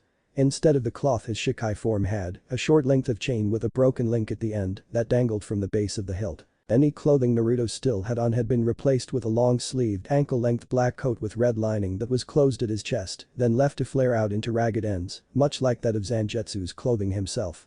"Tensa Zangetsu Heaven Chain Slaying Moon," he said softly. "Tsurete, Nabantai." Taicho's office. Iruchi and Soifon were stood on the balcony just outside of Iruchi's office to see a tower of black Ryatsu rise up to the sky from what they knew was Naruto's position without a doubt. Iruchi had filled Soifon in on Naruto's task to defeat the Vasto Lord. Once she had first heard, Soifon nearly had a heart attack, learning that her sensei was in a life-or-death situation. Any other time, Iruchi probably would have laughed at the stricken look on the smaller woman's face. "What is that?" Soifon asked in awe. "That is Naruto-kun's Bankai," Iruchi said with a grin at seeing Soifon's wide-eyed look. "He's never shown me it before," Soifon said with a dejected look. Whether she wanted to admit it or not, she had grown attracted to the blonde male over time, despite their rocky start, but he had done so much for her in terms of her training and simply being a friend. Something she didn't have besides Iruchi. Iruchi chuckled and ruffled the younger girl's hair. "Because he doesn't want to hurt you. At the stage you're at now, his Ryatsu would be too harmful for you. Hell, it surprised me when I first seen it. Whether he likes to admit it or not, he is probably one of the most powerful Shinigami in Soul Society, or he has the potential for it." "Is that why you nominated him for the Bantai captaincy, Iruchi-sama?" Soifon asked. "Yes, he's only being held back being my Fukidachi, he needs to spread his wings. Besides, it's not like he'll be gone from us, we'll still see him frequently no matter what," Iruchi assured the younger girl. "Good, I don't want to lose Naruto-sensei," Soifon said with a small smile. "He isn't going anywhere too far, but for now just have faith in the man, you'll learn he can surprise you in many ways," she said with a chuckle while Soifon blushed at the slight innuendo. She had caught her sensei and Iruchi-sama in her office once, and the memory had never left her, which only fueled her fantasies about the man, but it was a double-edged sword, because now she wanted those things, and she was too afraid to do anything about it. "Hi, Iruchi-sama." Edge of District 80 Forest. Naruto looked up at Harable as his dark coat fluttered in the wind, showing more of the red lining within it. All of a sudden he simply just vanished, leaving no trace of being there. Harable looked around not feeling his presence, while also wondering how someone could move so fast and leave no trace. Sensing Ryatsu, she swung her Zanpakuto in an arc behind her, just as Naruto came into view swinging down with his new black blade. However, instead of actually hitting Harable, he vanished before the blades could connect and reappeared behind her with blood dripping from his blade.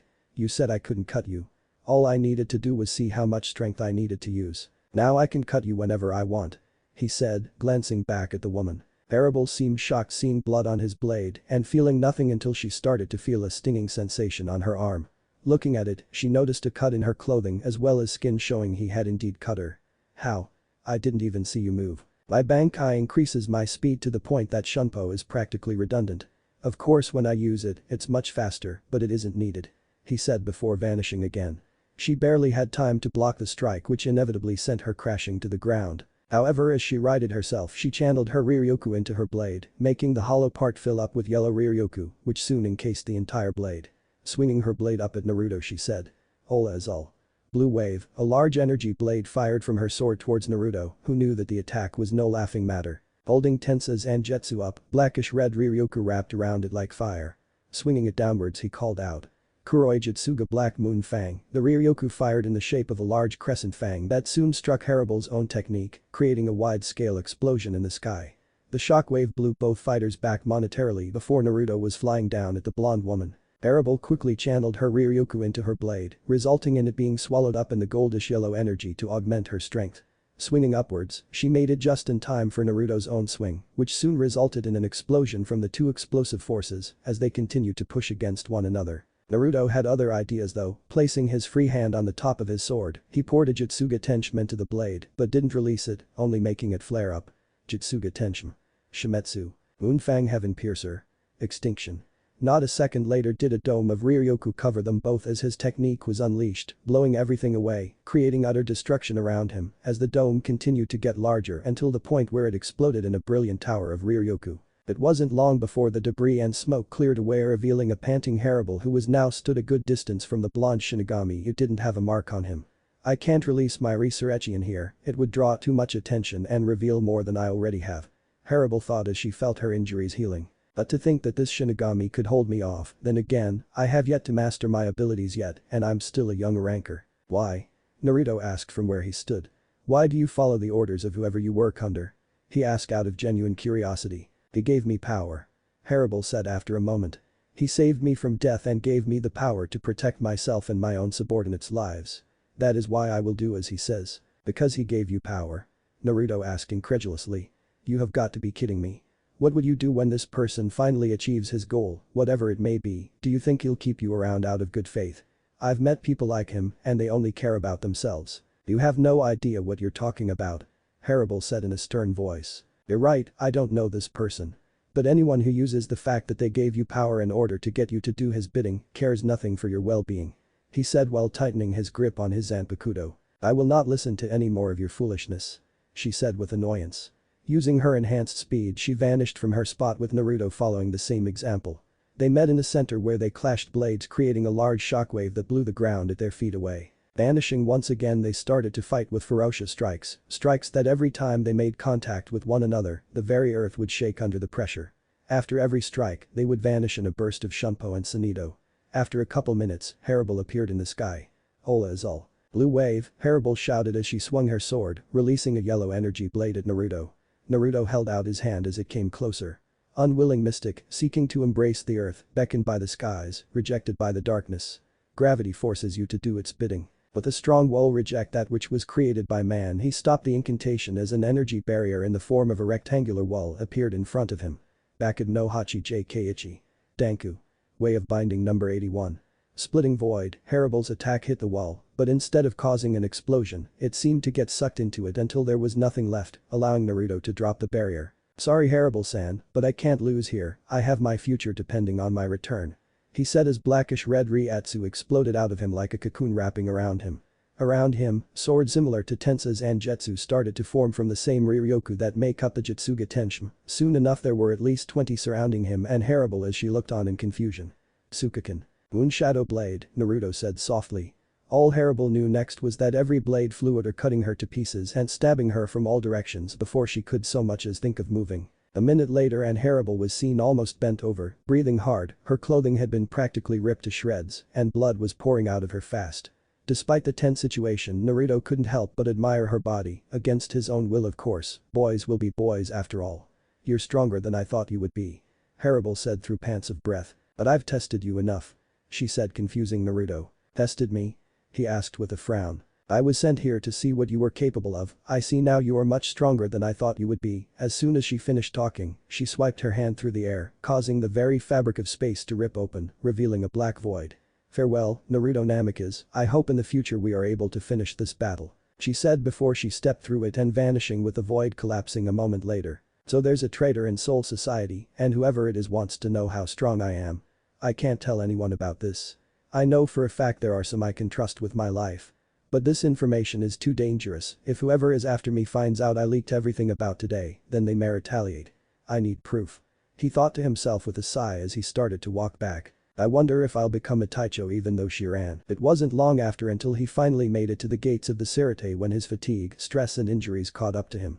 Especially since he had never had to fight so hard before. It was a change in what he was used to. He was just barely able to make out Jidanbu when he blacked out. Sirte, in Bantai. SMGM Kikotsumesho, the coordinated relief station. Groggy eyes started to open before shutting again at the blinding white light that seemed to reflect off all the white walls. White walls. Damn it, I'm in the freaking hospital. Opening his eyes once more he was able to see more clearly and indeed he was in a hospital. Feeling a weight on his right hand, he turned to see Yoruichi gripping his hand while sleeping with her head on his arm. He couldn't help a small chuckle as he saw the drool coming out of her mouth. Moving around a bit, he accidentally woke up Yoruichi who rubbed her eyes and stretched exactly like a cat before looking up to see Naruto with an amused expression on his face. Naruto-kun. She exclaimed before glumping him in a hug and kissing him with so much passion he was almost knocked out again. You keep doing that and this bed will be used for something else. He said with a chuckle making her blush. You really think I care right now? She asked with a raised eyebrow. Naruto chuckled and shook his head at his lover. How long have I been out? He asked with a sigh while sitting up. A few days. Yoruichi said. You weren't really injured, but you were definitely fatigued from the fighting. I'm not really surprised to be honest, we could feel the fighting from all the way over here. You're much stronger than I remember. she said with pride, making Naruto chuckle. I've never had a reason to go all out before.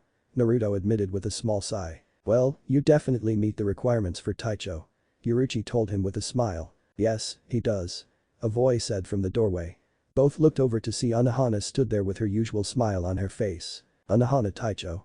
They both greeted with a smile. I expected you to be out for a couple more days, Naruto-kun. She said as she came forward to check on him.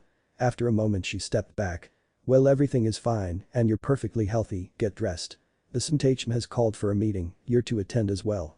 She said. Understood. Naruto said with a nod. I'll make sure he gets there. Yuruchi said with a smile. Good. Anohana said as she walked back to the door and paused.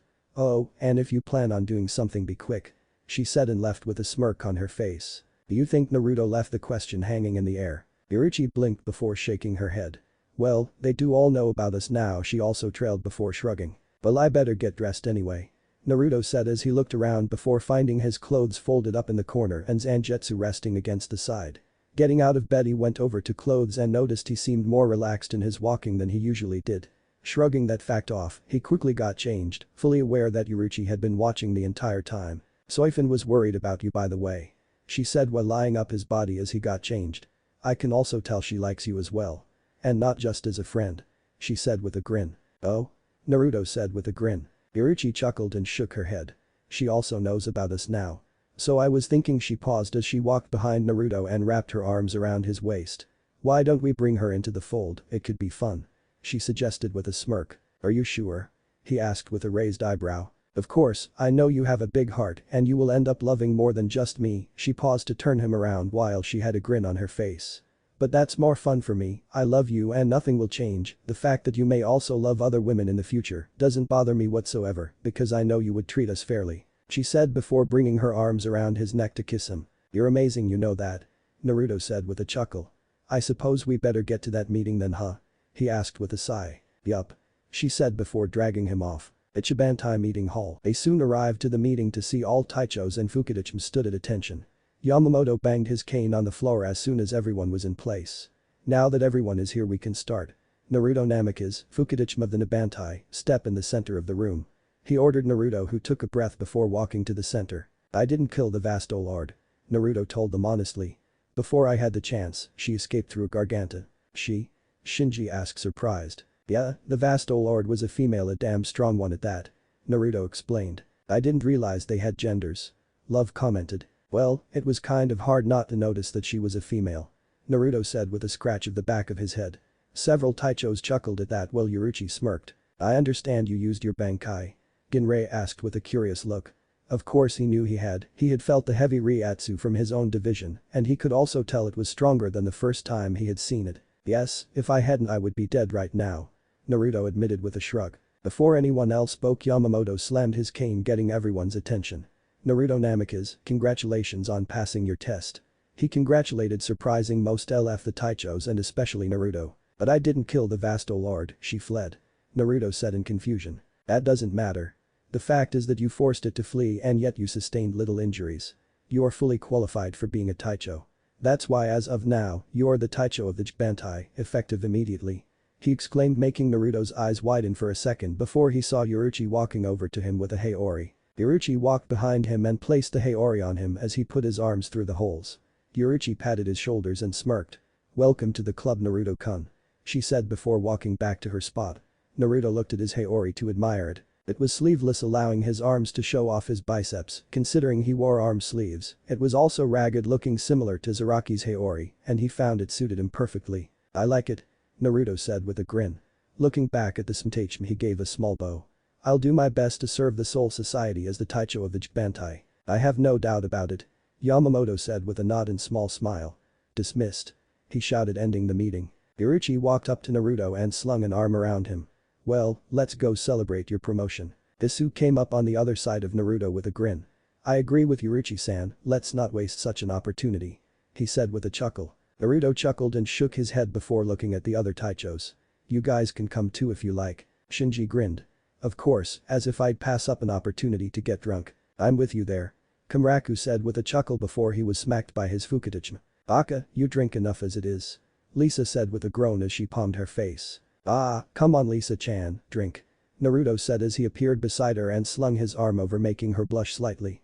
"If you come get a drink, I promise you'll have lots of fun," he said with a grin. Lisa smirked at Naruto while thinking of how to get him drunk. "Fine, but you owe me," she said with a small glare over her glasses. "Yes ma'am," Naruto said with a small bow while smirking. And like that, Naruto's journey of being a Taicho started. 30 years later, it had been 30 years since Naruto became a Taicho, and things couldn't be better. After they had gone to get a drink after he had been named Taicho, he as well as every other person who went got drunk to the point that everything went hazy. So it was a major surprise when he woke up the next day in his bed with Yuruchi and Lisa Yadmaru as naked as the day they were born. It seemed that she did get what she wanted after all. What came more of a surprise, however, was that when they both woke up they acted like nothing was strange. Well, it became clearer when Yuruchi told him it was her idea, since Lisa always wanted to have sex with the blonde. After that they had repeated the night's activities so that he could actually remember it. Ever since then they had repeat performances, either with both of them or with one of them. Neither actually minded. Sometime along the way Lisa had developed deeper feelings for the blonde, which surprised him since he hadn't seen her as the type at first. Either way he couldn't complain. He had two women who loved him and he loved them back. Not long after that he had confronted Soifon after a spar. He had told Yuruchi he would confront her after all, and she had agreed and told him, "Give me the details, she always strikes me as a kinky one." He couldn't deny that claim as he too thought it sometimes, it always was he quite ones after all. So, he confronted her, and when she eventually told him the truth, he kissed her, making her pass out from shock, much to his amusement. After she had reawoken he had told her what Yuruchi said about sharing as well as the situation with Lisa. She had been so happy about being with Naruto that she jumped him right there and turned their sparring into a more vigorous form of exercise. Since then, Naruto, Yuruchi, Soifon and Lisa had created some sort of harem with each other. Naruto himself had become stronger in the years, creating techniques for his Bankai as well for his sealed form, so that he didn't always have to resort to going to Shikai and Bankai to actually do something. It also helped that he had learned many things from Yuruchi herself, especially her own personal techniques. In the past few years, however, he had gained an apprentice. Someone said to be the best prodigy in the academy who had made short work of it and not long after entered the Gate 13 as his Fukidachi. At first he hadn't been too sure of assigning someone so young that position, but after seeing how strong he was and the maturity, he knew the young man would become great and he was going to help him. His name was Toshiro Hitsugaya. He was without a doubt a prodigy. He already knew his Shikai from finding it out in the academy, which helped him graduate earlier. He had been recruited by his third seat Ranjiku Matsumoto, who at the time acted as more of a Fukidachi, as well as a good friend who liked to drink a lot. Once again, he didn't mind, a drinking partner was nice to have. Even to this day, Ranjiku would act as a secondary Fukidachi since she knew the division almost more than himself. Bantai training ground, hum on Shiro-chan. Naruto shouted to his apprentice with a grin on his face. The Shiro was 4'4" with turquoise eyes and short spiked white hair which he found to suit the young man. He wore the standard shihakishima as well as having a green sash around his shoulders, held together by a round clip. The sash held his Zanpakuto's sheath in place on his back and was tied to it at either end. His Zanpakuto was like a normal katana with the exception of the guard, which was in the shape of a four-pointed bronze-colored star. Its hilt was light blue and sheath dark blue. The sword was somewhat longer than most Zanpakuto, at about 1.4 meters long, making it taller than Hitsugaya, preventing him from wearing it at the hip. The Shiro was what one would call mature for his age, overly mature sometimes. He hated it when people were acting childish or being referred to as a child, as he always wanted to be seen as an adult. Naruto found it funny seeing as Toshiro was just over a century old and yet had the appearance of a child. He never let him forget it though. "Stop calling me that."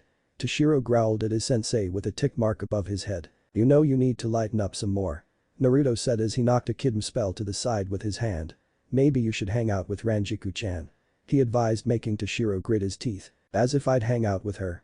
All she does is drink and joke about," Toshiro exclaimed. "Exactly, she has fun and we have a lot of time for that now. Don't waste it by being serious all of the time," Naruto said with a sigh. Toshiro sighed before calming down slightly and holding his hand out towards Naruto. "Had no Sanjay Keiichi. Shakum. Way of Destruction number 31. Red fire cannon, a less than medium-sized ball of red fire shot from his hand towards Naruto, who just stood there calmly before he also raised his hand. Had no ichi. SHM. Way of Destruction number 1. Thrust, an invisible force shot from his hand and blasted the fireball into nothingness as if it was never there. "Damn it. Why can't I do it?" Toshiro growled out in frustration while clenching his fists. "Because you're not calm," Naruto said seriously. "You're trying to force it out of you and getting frustrated at the same time. Instead of trying to force it out of you, you need to be calm, focus and be one with the spell, act as if the Ryukyu is one with you and not a separate being. Naruto instructed. Holding out his hand, he aimed it at a dummy by a wall. Had no Sanjay Keiichi. Shakum. Wave destruction number 31. Red fire cannon, the fireball that came out of his hand, demolished the poor dummy and scorched the back of the wall.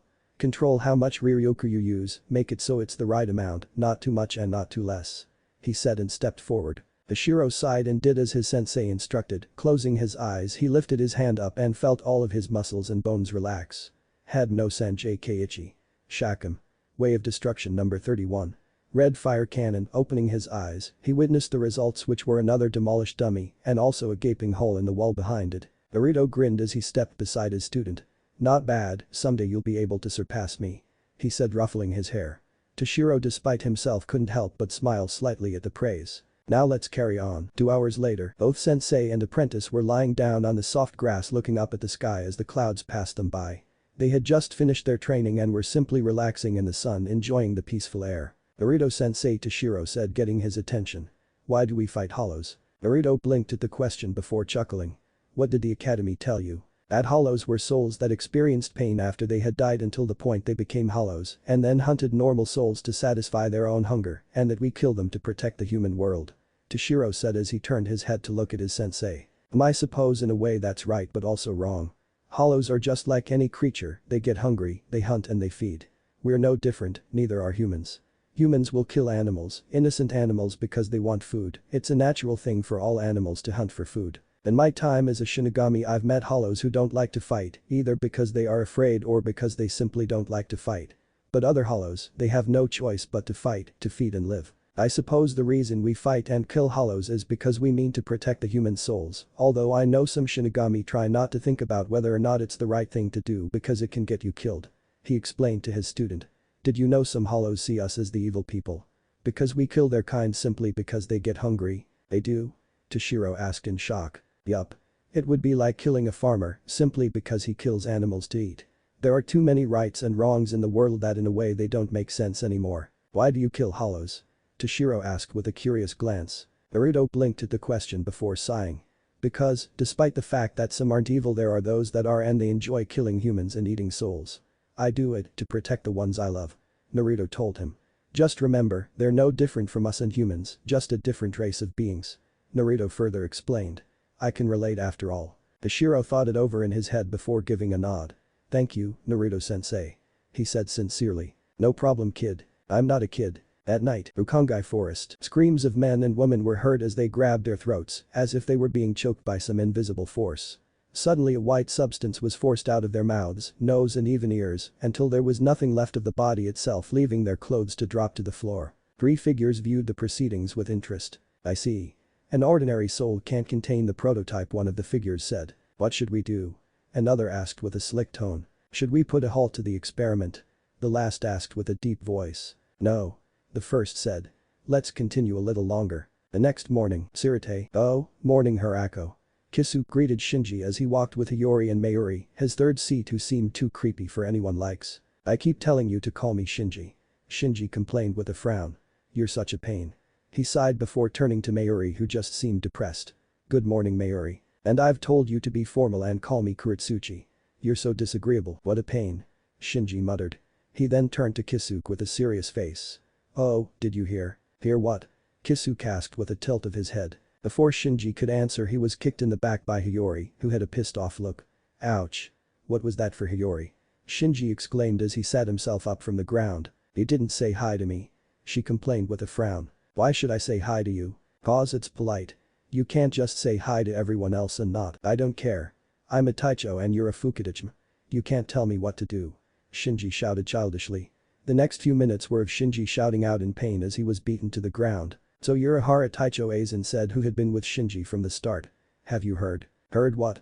Kisuke asked with a clueless look. About the series of strange deaths in Rukongai. That's what I was going to ask him. Shinji exclaimed from the ground. Nice follow, Samsuke. Strange deaths? Kisuke asked. Well, Shinji asked. About a month ago, residents of Rukongai started disappearing. No one's sure why. He said with a frown. Disappearing? Kisuke asked with a serious look. Going somewhere you mean? Are you retarded or something? Idiot, if that's what I'd meant, that's what I would have said. If that's the case, why would we care about the reason? That's their prerogative. Shinji said with a bored look. This is a different case of disappearing. They disappear without leaving a trace, leaving only their clothes behind. He said, making Kisuke's eyes widen. If you die and become a spirit, your clothes disappear too. They didn't die. While still living, they were unable to maintain human form and were annihilated. That's the only possible explanation. Unable to maintain human form while still living, Kisuke asked with a quizzical look. Shinji shrugged. Sorry. I'm just repeating what Unohana Taicho told me. I don't understand it. Anyway, it's under investigation right now by the Kibantai. He explained. Naruto, who was relaxing on a building close by, frowned hearing what Shinji said. What the hell is happening? It sounds like holification. He paused in his thoughts and looked down at Aizen specifically, who was readjusting his glasses, though he could see something else when he looked at Aizen, as if there were two people instead of one. What are you up to, Sasuke? Aizen? Sighing, he got up and vanished in a shunpo. Ukongai, Kensei, Mishiro, 3rd, 4th, 5th and 6th seats. What do you mean unknown, Kensei? Mishiro asked, whined to her Taicho. Shut up. Unknown means unknown. Quit complaining about it. Kensei shouted at his Fuku Taicho. But why? If the reason's unknown, how come you have to go? She whined with a pout. To try and find out what's going on. But the vanguard went. 10 of them. Why can't you just wait for their report? You just want to go. Just as Kensei went to attack her, his subordinates grabbed him before he could. Taicho. Calm down, Taicho. That's how she always is. When did I say you could come with me anyway? Kensei shouted at the green-haired girl. There's no need for you. Go home, shit and go to bed, idiot. HMPH. I'm your Fukudichim, so I have to follow you. I'm not a dummy, Kensei. You're the dummy. She shouted, making Kensei twitch. Taicho. One of his men shouted as he saw Kensei move to hit the girl. Before they could, however, she dropped to the ground crying. I'm sick of this. I'm hungry. I want a hagi, the kind covered in soybean flour. What should I do, Taicho? One of his men asked as he looked at the crying girl. Leave her alone. He ordered before stopping when he heard a wail. A hollow's wail. Turning around, he saw a giant hollow chasing down several children. A hollow. It's huge. Holding his Zanpakuto out, wind started to spin around him, cutting the ground up before it honed in on his Zanpakuto. Fudo base, Tachikas. Blow it away, earth-severing wind. Wind blew around him like a sharp blade, cutting up the ground as his sword transformed into a combat knife with a bronze guard, light purple hilt wrapping in the center of the hilt, a gray leather grip, and a small ring on the guard's blunt side. Slashing his Zanpakuto forward, multiple blades of wind flew from it, cutting the ground up as it made its way to the hollow, and slicing it to pieces in seconds. Sighing, he resealed his Zanpakuto and carried on walking, while a young boy with spiky black hair watched in awe as the man walked away. Tensei. Mishiro shouted as she ran up to him. What now, he asked as he turned around to see her holding up a shikishima. I found these over by the bushes, 10 of them. She shouted to him while holding the shikishima up. Tensei went wide-eyed hearing that before turning to one of his subordinates. Contact Central. We have our first Shinigami victims in the disappearing soul case. Yes, sir. Dodo, there may be some sort of pathogen causing the souls to break down. Send a request to the Jnabantai for a researcher. Yes, sir. Hasak, have those on standby to get us a tent, we're camping here tonight. If they're after the Shinigami, eventually they'll head for Sirte. We have to stop them before they can reach it. Yes, sir. Get going. He ordered, making the 4 seated officers vanish. What about me? Mishiro asked. We're going to search the area. Follow me. At night, Sirte, emergency meeting. Emergency meeting. All Taichos, please gather immediately in the Ichibantai quarters. A booming voice rang out through all of Sirte, making the Taichos wonder what had happened. There has been an emergency with the Kichibantai. We can't get a soul signal from Yuguruma Taicho or Kuna Fukutakla of the Kichibantai. This is an emergency. Kichibantai, Isuke, with wide panicked eyes, ran into his main lab. Where's Hiyori? He asked frantically since he knew Hiyori had been sent to where Kensei was. By his orders, no less. One of the female scientists looked up. She just left, she said, making Kisuke wide-eyed. Turning around, he ran out. I should have gone, it shouldn't have come to this, I should have gone instead. Ichibantai meeting hall. This is an emergency. Yamamoto's voice boomed out to all of the Taichos gathered. According to the reports from the Kichibantai vanguard that were on standby, Muguruma Taicho and Kuna Fukudichim of the same division disappeared from their encampment along with 6 others. The reason is unknown until we have a better hypothesis, assume the worst. As of yesterday, this was nothing more than another incident in Rukongai, but now the pride of the Gate 13 depends on getting to the bottom of it. For this reason I will choose 5 Taichos to investigate the scene of the disappearance. He was unable to continue as Kisuke barged through the doors. You're late, Kisuke Urahara. Sasuke panted as he tried to get his breathing in order. Please let me go, he begged, getting everyone attention. No. Yamamoto denied almost immediately. My Fukidichim is heading to the camp. Sasuke. Yoruichi shouted, getting his attention. You're pathetic. Get a hold of yourself. She shouted as she turned to look at him. You sent her yourself, didn't you? Don't you get that losing composure like this is insulting to her? She asked, making him wide-eyed. Naruto from his position sighed, knowing he was going to have to do something soon. Is this the traitor's work? There's something big going on, and I don't like it. I hate to accuse my comrades, but I can't help but think this has something to do with whatever's happening with Sasuke-san, but he's just a Fukidichim, isn't he? Then how could he get with everything? Or am I simply trying to make excuses just to have someone to blame? The continue Sanbantai Taicho, RMJKRM Atoribashi. Gabantai Taicho, Shinji Hirako. Nanabantai Taicho, Lovakawa. You three head to the compound. Nabantai Taicho, Yoruichi Shimen stand by for further orders. Rakubantai Taicho, Ginrei Kichiki. Hachibantai Taicho, Shunsui Kamraku. Chibantai Taicho Naruto Namakas.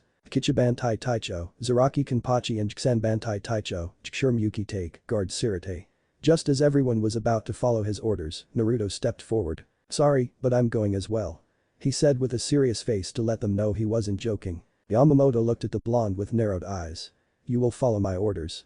His voice boomed across the walls as everyone watched the interaction and flinched as both of their Reiatsu rose up as if challenging one another. No, I won't. Naruto said, stunning everyone. And I wasn't asking, I was telling you I'm going as well. He said with a firmer voice. Naruto Yoruichi whispered in shock, never having seen him like this. Clearly there was more happening than even she understood, and Naruto was going alone again. If she could slap him right now, she would. If you are disobeying my command, you will be arrested immediately. Yamamoto said as his Reiatsu started to build up. Naruto shook his head. I'm not going as a Taicho. He paused to take his Haori off, further shocking everyone. I'm going as a friend. Kensei and Mashiro may well be dead or dying, and Hiyori-chan is on her way there right now. Even if I have to forfeit my position as a Taicho, I'm going and not even your great power will stop me. Goodbye. And like that he vanished in a crimson flash before anyone could do anything to stop him, while everyone's eyes followed his Haori as it floated to the ground. Yamamoto sighed, feeling his age getting to him.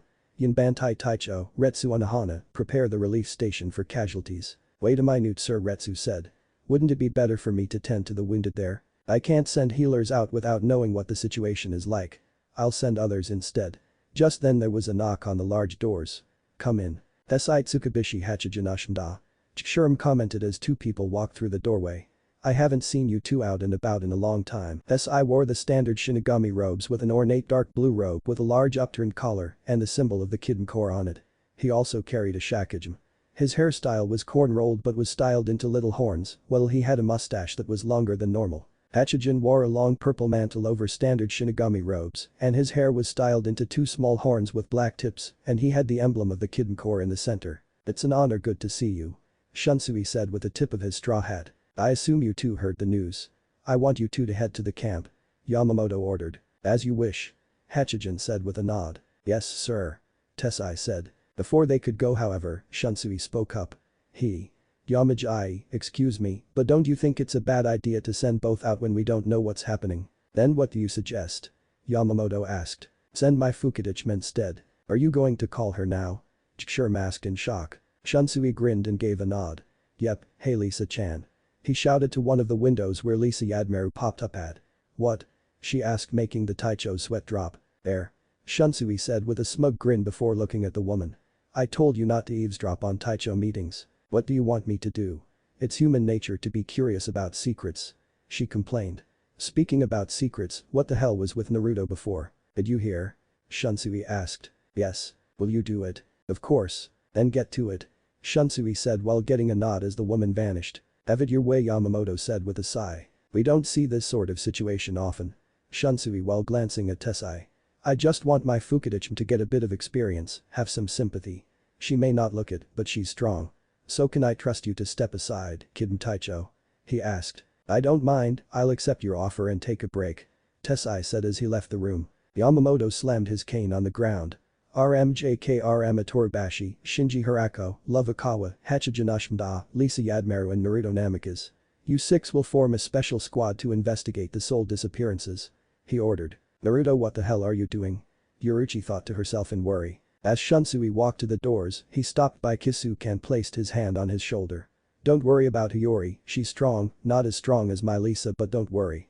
Besides, with Naruto-kun going after her, she'll be more than safe. He said as he carried on walking. Kisuke looked at his back with a frown. I have no doubt in Naruto's abilities, but he knows more about this than he's letting on. Could he know about holification? Shaking his head, he turned to look at Yoruichi, who looked just as worried as he was, only she was worried about losing the person she loves. 10 minutes ago, Bankai, I wish things weren't coming to this. Naruto muttered as he appeared in his office. Sighing, he walked to his desk and opened a drawer. Reaching in, he pulled out a letter that he had prepared for times of emergency when he wasn't sure if he was coming back. I'll give this to Soifon just in case.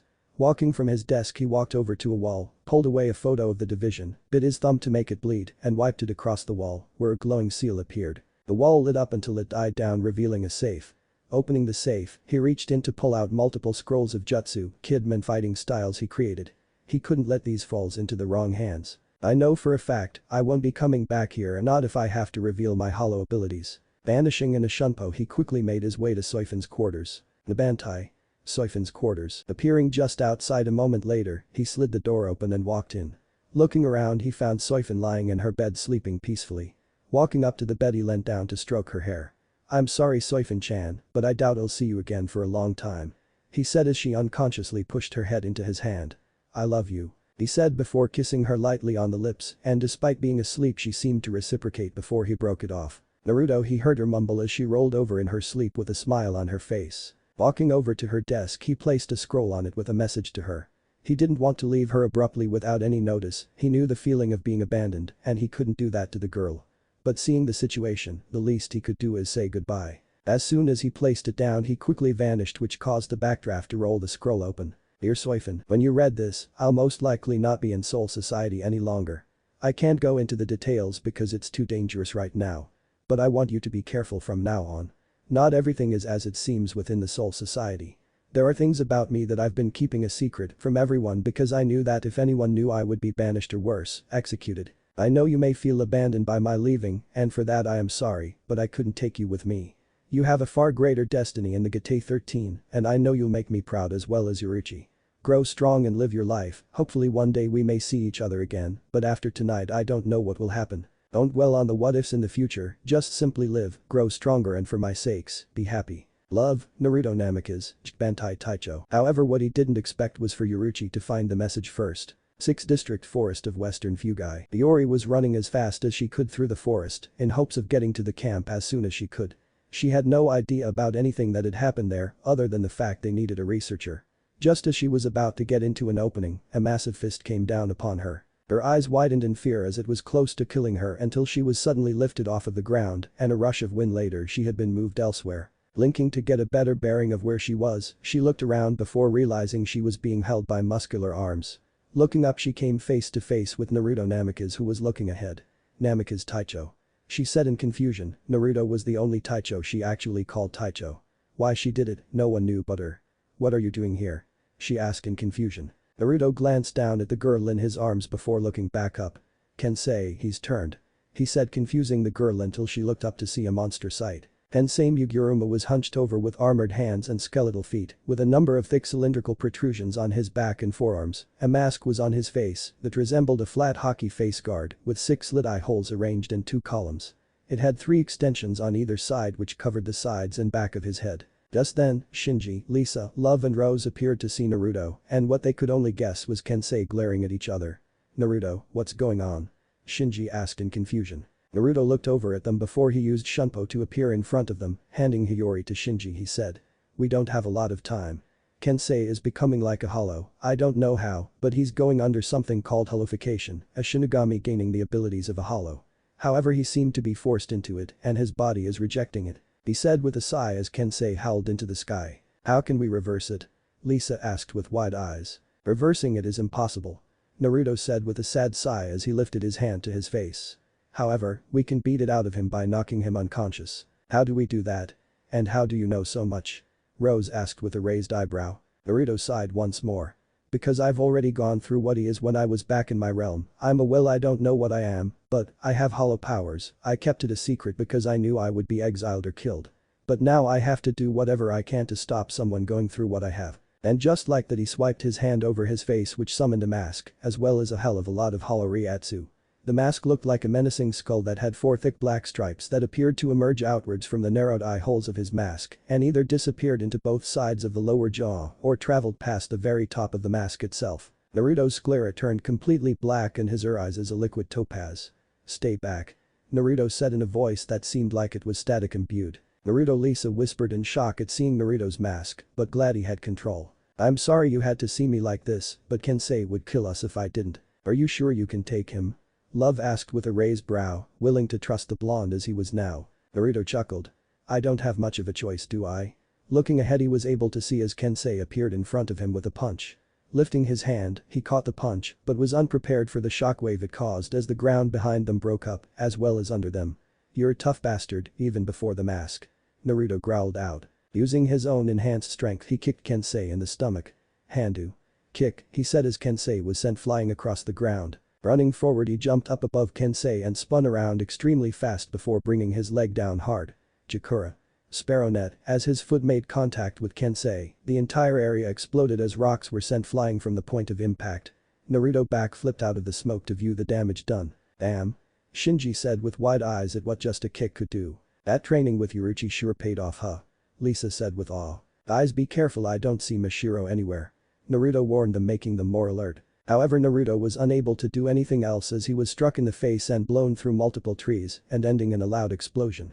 Kensei, seemingly satisfied with his attack, looked up and roared to the heavens. "Had no nana jkichi. Smren shakum. Way of Destruction 71. Twin shot of red fire," Naruto's voice echoed through the clearing. A second later a barrage of small fireballs were launched from the tree line on Kensei's position, hitting him and the area around him. Naruto soon appeared in front of the group once more, eyeing the spot Kensei was stood at before holding his hand in that direction. "Had no yon JK-san. Awai shijeki. Way of Destruction number 43. Light crash, multiple balls of yellow Riryoku fired from his hand and struck Kensei's spot, or rather where he hoped he still was. However, as Naruto looked through the smoke he could see a red light appearing, making him wide-eyed. Looking behind him he could see everyone still there. "Shit. A zero of all things. The only thing I can do is block it or fire my own, then again that might cause just as much damage." Sighing he held his arms out ready while gathering Riryoku to reinforce his strength. "Shit. Is that a zero?" Hiyori asked, seeing the red light getting brighter. "Yeah, but what's Naruto doing?" Lisa asked with a frown. "He's going to block it," Shinji said with a grimace. "What?" Lisa asked in shock. "Is he insane?" she asked them before looking at Naruto. "Oh, Blondie, if that kills you, we're never having sex again," she shouted, making everyone else bug-eyed, as well as making Naruto trip over his own feet while standing still. What went through the others' thoughts though had nothing to do with the battle. Yuruchi and Lisa. He's freaking Kami. A moment later and a large beam of red Riryoku were fired upon the group where Naruto caught it in his bare hands but was then pushed back slightly. Keeping his footing, he found the beam to be overpowering him slightly, making him wide-eyed as he saw the zero pulse before there was an explosion that swallowed Naruto whole. To the entire group it looked like he was vaporized from the beam. Naruto. To be continued. What if Naruto and Soifon married? Sasuke bashing. Thanks for watching my video till the end. If you enjoy this content, then do consider subscribing to my channel and leave a like if you guys need the next part, comment down, and thanks for watching the video and see you guys in the next video.